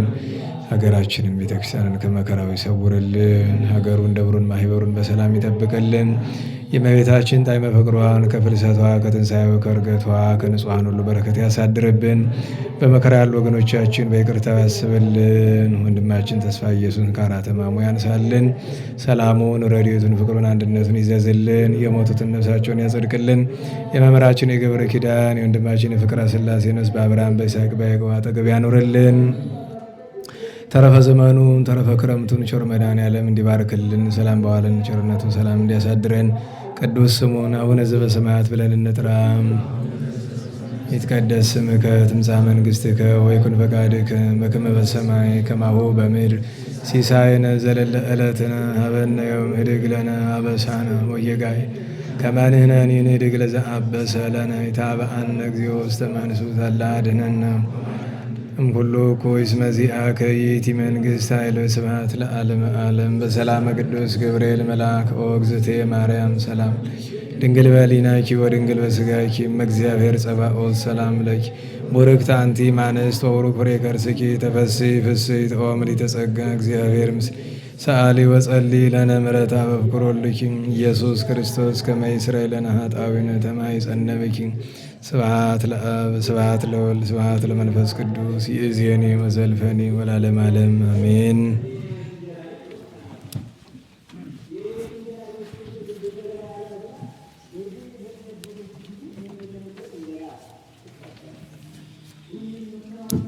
አሜን። በመምህራችን ላይ አድሮ ያስተማረን የመከረን የገሰጸን አምላከ ቅዱሳን ልዑለ እግዚአብሔር አምላክ የተመሰገነ ይሁን። ድጋሜ ለመምህራችን እግዚአብሔር ይስጥልን፣ ቃለ ሕይወት ያሰማልን፣ የአገልግሎት ዘመናቸውን ያርዝምልን። ይመሻል የምትሉ መሄድ ትችላላችሁ። ሌሎቻችን የዓመት እንትን ስለሆነ ኪዳነ ምሕረት እመቤት የሚለውን መዝሙር እንዘምራለን። ለመዘመር በአብ በመንፈስ ቅዱስ ስም በእመቤታችን በቅድስት ድንግል ማርያም ምልጃና ጸሎት በቅዱሳኑ ተራዳይነት እያመና የተማጸን በእግዚአብሔር ስም እንዘምር። ኪዳነ ምሕረት እመቤት እመቤት ኪዳነ ምሕረት እመቤት እመቤት ነይልን ነይልን ነይልን ነይልን ካለንበት ኪዳነ ምሕረት እመቤት እመቤት ኪዳነ ምሕረት እመቤት እመቤት ነይልን ነይልን ነይልን ከሰማያት በላይ ካለው ከማደሪያሽ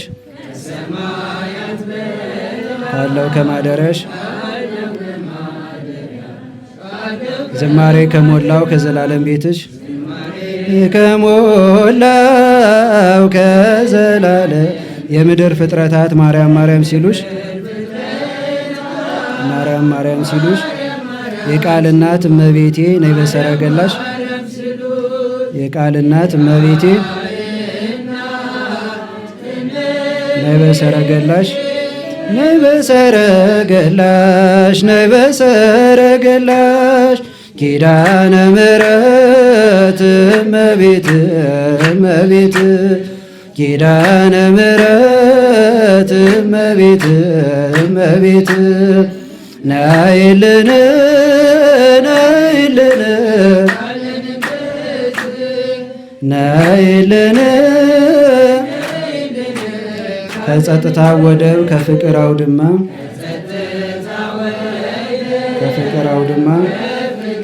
ከሰላሙ መንደር ከእውነት ከተማ ከሰላሙ መንደር ከእውነት ከተማ ሰአሊ ለነ ቅድስት ውዳሴ ሲሰማ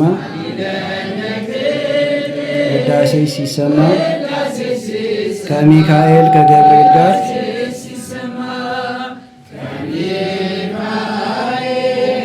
ከገብርኤል ጋር ነይልን ከራማ ነይልን ከራማ ኪዳነ ምሕረት እመቤት እመቤት ኪዳነ ምሕረት እመቤት እመቤት ነይልን ነይልን ካለንበት ነይልን ዘርፋፋው ቀሚስሽ ውረድ ከሰማያት ይውረድ ከሰማያት እንባችን ይታበስ በአንቺ አማላጅነት የጽዮን ዝማሬ ተሞላች ነፍሳችን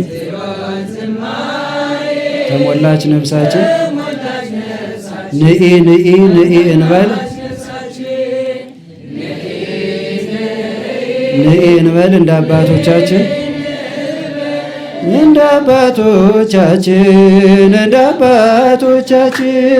ኪዳነ ምሕረት እመቤት እመቤት ኪዳነ ምሕረት እመቤት እመቤት ነይልን ነይልን ነይልን ፍጥረታት ሊድኑ በአማላጅነትሽ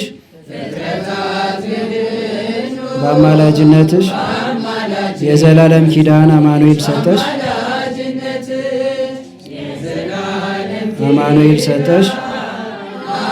ትውልዴን አምኖ ብፅዕት ይሉሻል አምኖ ብፅዕት እናቴ መመኪያዬ ምርኩዜ ሆነሻል እናቴ መመኪያዬ ምርኩዜ ሆነሻል ኪዳነ ምሕረት እመቤት እመቤት ኪዳነ ምሕረት እመቤት እመቤት ነይልን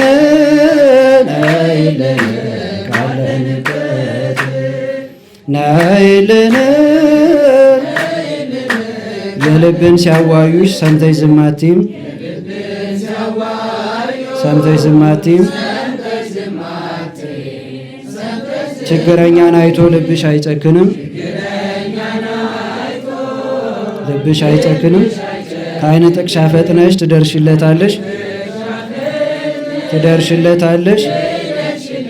ከሐዘን ከመከራ ታሳርፊዋለሽ ከሐዘን ከመከራ ታሳርፊዋለሽ ኪዳነ ምሕረት እመቤት ኪዳነ ምሕረት እመቤት ነይልን ካለንበት ነይልን ካለንበት።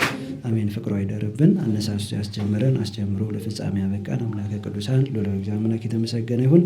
ሸዋንቅፋ ሳይመታን በሰላም ወደ ቤታችን ያግባን።